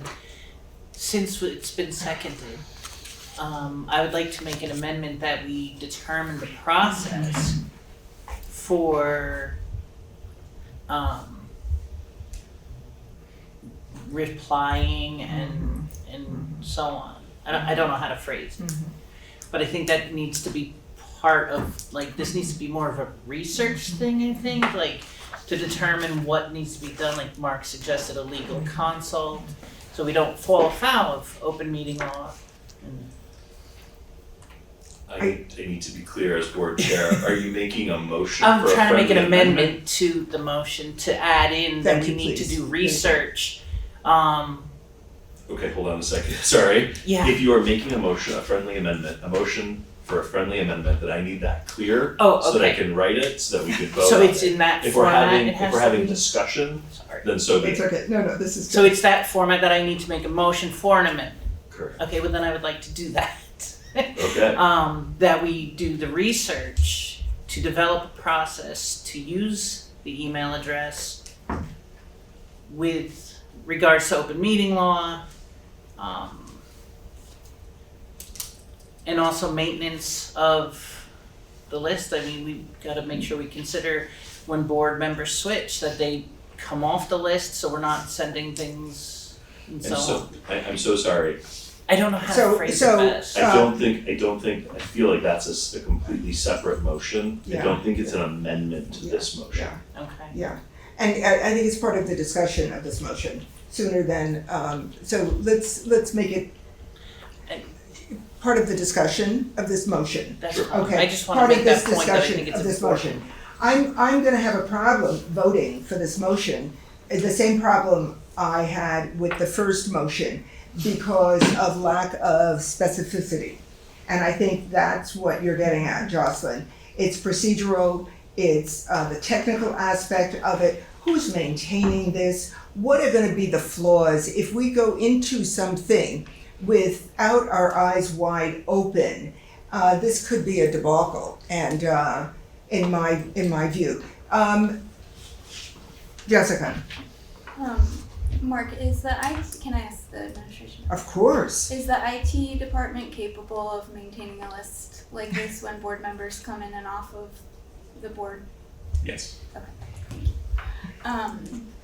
My other kind of question is, how is this different if somebody emails all of the board members now? What procedure do we don't have a procedure, so this isn't really different. So I do agree that we should have a procedure in place. I don't think we need to have it in place before we come up with a forwarding mechanism for folks to easily contact the board. Ruby? I think that as we've been sitting here, I've been trying to kind of like pour through my inbox to see where this is. But before I sat on this board and I was a community member on the Communications Council, there was discussion at the board level. There were decisions around procedure related to public engagement on social media and public engagement related, via email. But I don't know, it's not a policy. I think it was a procedure, and I don't know where it lives. And so that's just kind of what Jessica's proposing, that kind of idea would similarly be like, what is our procedure? How do we engage via this email, listserv, whatever, blah, blah, blah thing. So that's just kind of calling out that I think there's some work that could be done by our board to tighten up those, what are our procedures and What the questions are, even, because once we figure out once we delve into what the procedures are, we'll have a better handle on what the questions are. Because at this point, I feel like my head is spinning a little bit on this issue. And I'm nervous about a motion that sets something forward, that creates something concrete when I'm not sure what that is, what that entity is, how it's going to be maintained. Martha. Let's remember that we're not going to reinvent the wheel here, because there's been other districts that are currently doing this, where you could access how they process and how it all works smoothly. And then if there's a legality piece that you need to attach, then there'll be a legal counsel that can say, yes, this definitely needs to happen. So I think that avenue could be taken with schools that do this and contact legality and find out how it all meshes together. So in terms of schools that do this, I know Tim came up with a couple, but and that because they're doing it, the VSBA says it passes muster. I still have my own responsibility of board oversight to make sure that it does pass muster. And I want more specific information. Brian? Well, on that point, I'm wondering, it seems like the motion says, is suggesting we adopt a process to figure this out. So I don't think that paints us into a corner that we can't get out of. And I'm wondering if, alternatively, if we don't vote in favor of this motion, how on earth will we figure out to do this? Okay. Somebody has to make a motion for us to do anything here, right? Right. So before how would we learn how to do this unless we pass the motion? Right. So can I hear the motion back again? If I understood it correctly, that the WSESD board formally adopt a process in which a community member can email an email address that will be emailed to all school board members. So I have a friendly amendment that instead of it's saying, I'm sorry, Tim, did I just do something? Yeah, I've been trying to get in. I'm so sorry. I saw your hand up. It went down. And I'm so sorry. I will refrain from making a friendly amendment. Tim? Okay, where shall I begin? My IT friend at Windham Northeast said specifically, feel free to reach out directly if you have any follow-up questions. Our own IT director, I'm sure, could answer these same questions. Regarding a lawyer, you have the endorsement of Vermont School Boards Association. You have other districts that do this. I just don't see the need for a legal person. Regarding Willow's comment about what if we're flooded with 50 different people addressing us, I think that's a really good problem. That's a sign that we need to be more transparent, more open to public comments. I mean, if 50 people from the community want to say something to us, we should invite that. We should make it as easy as possible. That's all. Okay. So I was going to suggest a friendly amendment. And can I just hear the beginning of that again? That the WSESD board formally adopt a Okay, process. that's where I'd like to make my friendly amendment and say instead of formally adopt, that we thoroughly explore the process. That we thoroughly explore the process. And the rest of it would be Thoroughly explore a process in which a community member can email an email address that will be emailed to all school board members.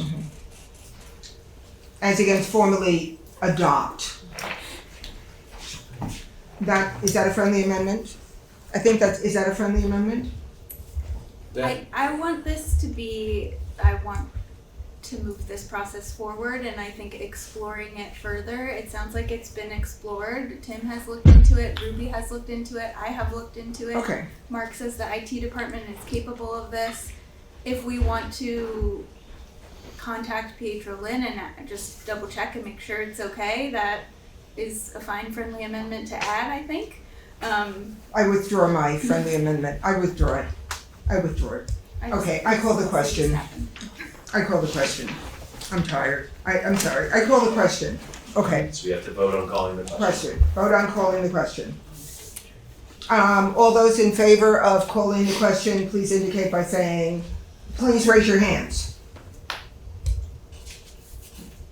Okay, Ann's hand is up. Okay, call the question has passed. All right, the motion again is, That the WSESD board formally adopt a process in which a community member can email an email address that will be emailed to all school board members. okay, That will be forwarded to all school members instead of emailed. I think that's the. That will that be would be forwarded forwarded to all school board members. to all school board members, yes. Excellent. Okay, so, how are we doing this vote? Are we doing a roll call vote again? We Would you- certainly can. Let's do a roll call vote again. Ann Beekman, Aye. Jessica Everleth, Aye. Jocelyn Fritz, Aye. Tim Maceo, Aye. Ruby McAdoo, Aye. Kim Bryce, Aye. Brian Reamer, Aye. Colleen Savage. Aye. I will say nay. Deborah Stanford. Did you just say nay? I did.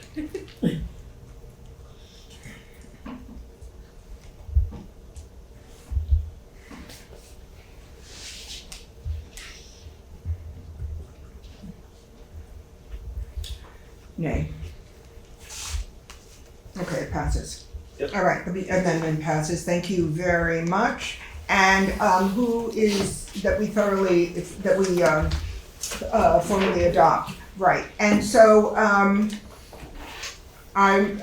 going to ask that a couple of people take this on to look into what we do in-house and look into what others have done, and get our questions together, and if necessary, go back to the VSBA, go back to the contact at Windham Northeast. So, I'm sorry, Tim? Tim? Okay, who else, please? Tim, can you keep me in the loop on that? For the IT part especially? What? Can you keep me in the loop for the IT part especially, please? Yeah, you can join me. Yeah. For the Yeah. whole thing. Jocelyn? Yes. Okay, great, thank you. Anybody else?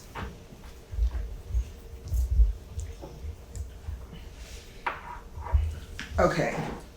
And that will involve going to our own IT department, and as well as going to Tim's sources with specific questions, and then checking back with the VSBA. For me, it's almost the questions, how carefully do we write the question? It's then that's the response that you get, that fills in the missing blocks. And I would ask that you also keep a written, that you really hold on to all the email exchanges, so the back and forth. I mean, that's an important piece of this for me. So, okay. Thank you very much. We are going to move on, and we are up to administrative report. Okay, try to be brief. We have one retirement tonight, Valerie Kozidnar, a pre-K teacher at Putney Central School. Oh, okay, well, it sounds like that, the retirement of Valerie Kozidnar. Kosednar. Say it again? Kosednar. Kosednar. Kosednar. Kosednar, Valerie Kosednar, be accepted with regret. So Is there a motion? There is a motion. Seconded. Okay, thank you. And all those in favor, please indicate by saying aye. Aye. Any opposed? Any abstentions? Thank you. Okay, in terms of an update around Act 1 and Title 9, Act 1 training is provided in the first weeks of the school year through administration. Resources that we use are through Prevent Child Abuse Vermont. I can repost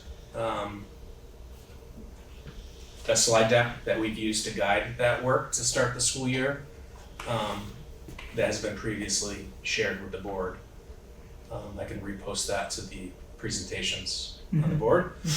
In terms of Title IX, we have a Title IX coordinator, as you know. Michael Kelleher serves that purpose. He provides regular professional development to the admin team throughout the school year, and formally in the beginning of each school year. Recently, we hired Heather Lynn to do a refresher Title IX workshop with the full admin team. That took place on February 6th during a full admin meeting. So those are the updates around Act 1 and Title IX. Again, I can repost the slideshow in regards to the Prevent Child Abuse resources. Okay, and in reposting, would it make sense for you to send that to me? Sure. And then I will send it out to the entire board? Yep. Okay, thank you. Question? Tim, yes. Maybe I missed it, but how does the staff at BUHS receive the training? In the first weeks of the school year through the administration. Okay. And regarding hazing, harassment, and bullying policy, the law, as you know, the statute says that it should be communicated to all students in a language that's easily understood by students.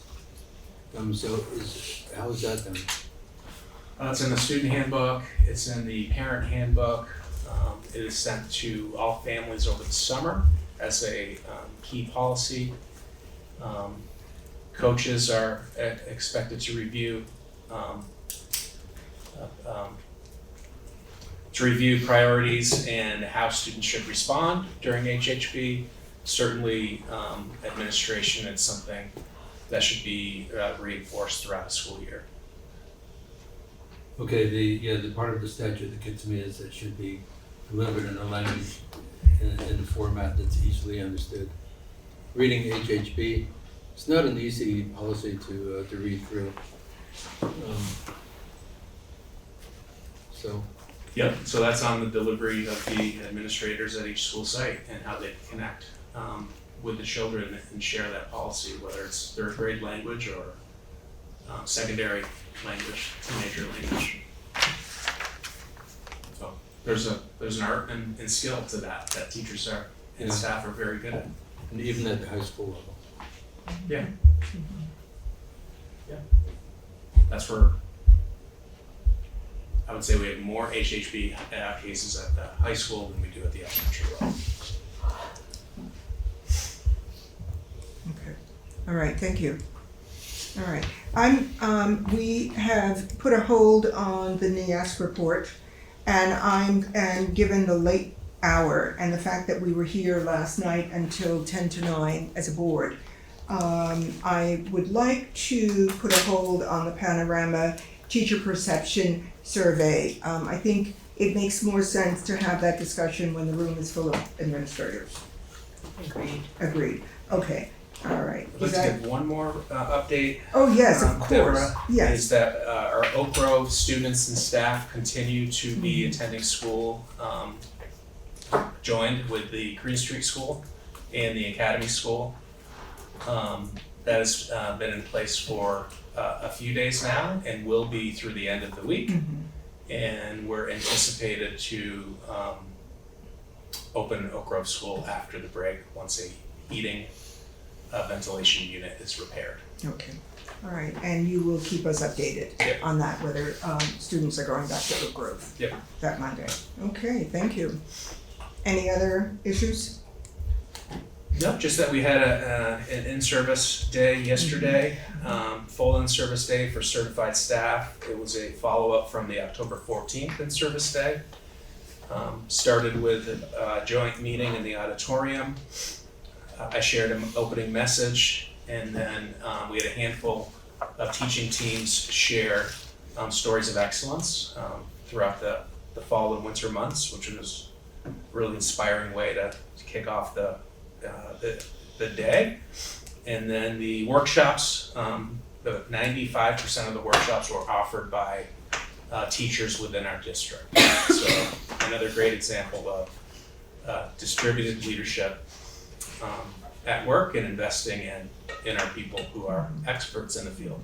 So really appreciate the teachers who volunteered to provide that leadership on the 14th and yesterday on the in-service day of February. And the teachers who do that work are doing it on their own time, developing discussion, Yep. Exploring issues for their peers, Yes. knowing that their peers are critics, right, in terms of the skill set and whatnot, and the information. So thank you very much. Thank you to everyone who does that kind of hard work. Anything else before we move on? No? Okay, great. Consent agenda. The minutes of February 16 need to be put on hold because they're not yet posted. But is there a motion to approve the minutes of January 27 and February 9? So moved. Seconded. Okay, and discussion? All those in favor, please indicate by saying aye. Aye. Any Aye. opposed? Any abstentions? All right, we are moving on to unfinished business. Any unfinished business? All right, and then new business. New business, we are presenting, the Policy and Amendment Committee is presenting two policies for a first reading. The first one being F43, Gender Freedom in Schools. This policy is being presented for a first reading for the second time.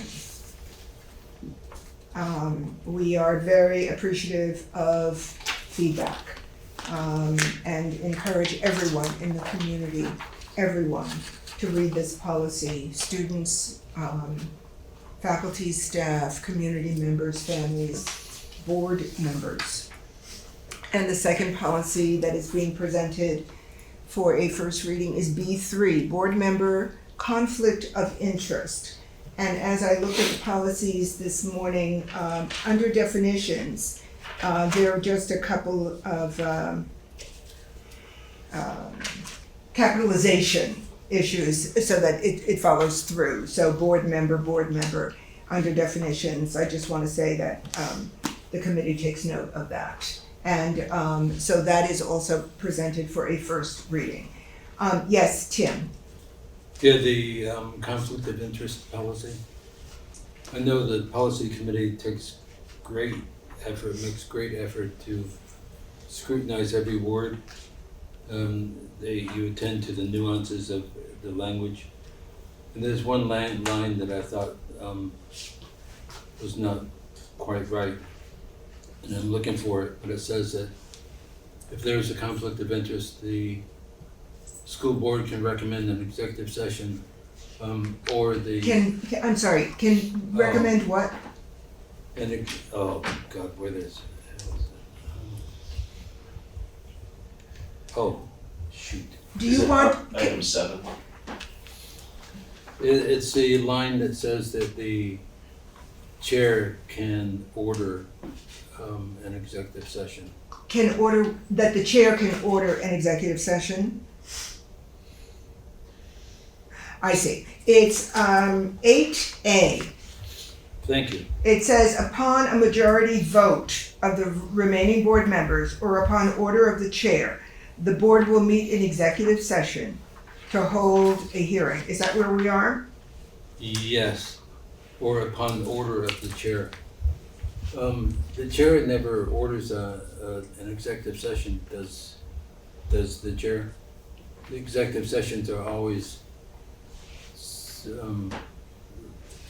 presented to the board to decide whether to have an executive session or not. No. We No, approve because, okay, I'm sorry, I didn't mean to interrupt. No, we vote on whether to have that executive session. the very beginning. We vote procedurally when it's like 1 VSA 313, that kind of thing. But the chair can put an executive session on the agenda. And then we vote. The chair puts an executive session under proposed executive session if needed. Ruby? I think that my thinking is that it's the word that the chair orders. Yeah. Because I think really how I think that the intention there was that the chair, will set the agenda, will put an executive session on the agenda, however that's worded, but the word order I think is the one Or that's... upon recommendation of the chair. Right. It's recommendation. Right, exactly. Does that sound better? Yeah. Better. Okay, all right. And more accurate. Anne, can you? I agree. Okay, great. And we are actually meeting tomorrow. So in case, can you just make a note of that, please, for tomorrow? Yeah, I think it's better. A recommendation, because that's why the changed language for an executive session now reads proposed executive session, because we actually do have to vote on it officially. All right. Is there any other business this evening for this board? Okay. With no further Madam business. Chair. Oh. There ahead, being no Ann. further business before this board, I move that we adjourn. Seconded. Discussion? All those in favor, please indicate by saying aye. Aye. Any opposed? Any abstentions? We are adjourned at 8:35 this evening. Thank you very much.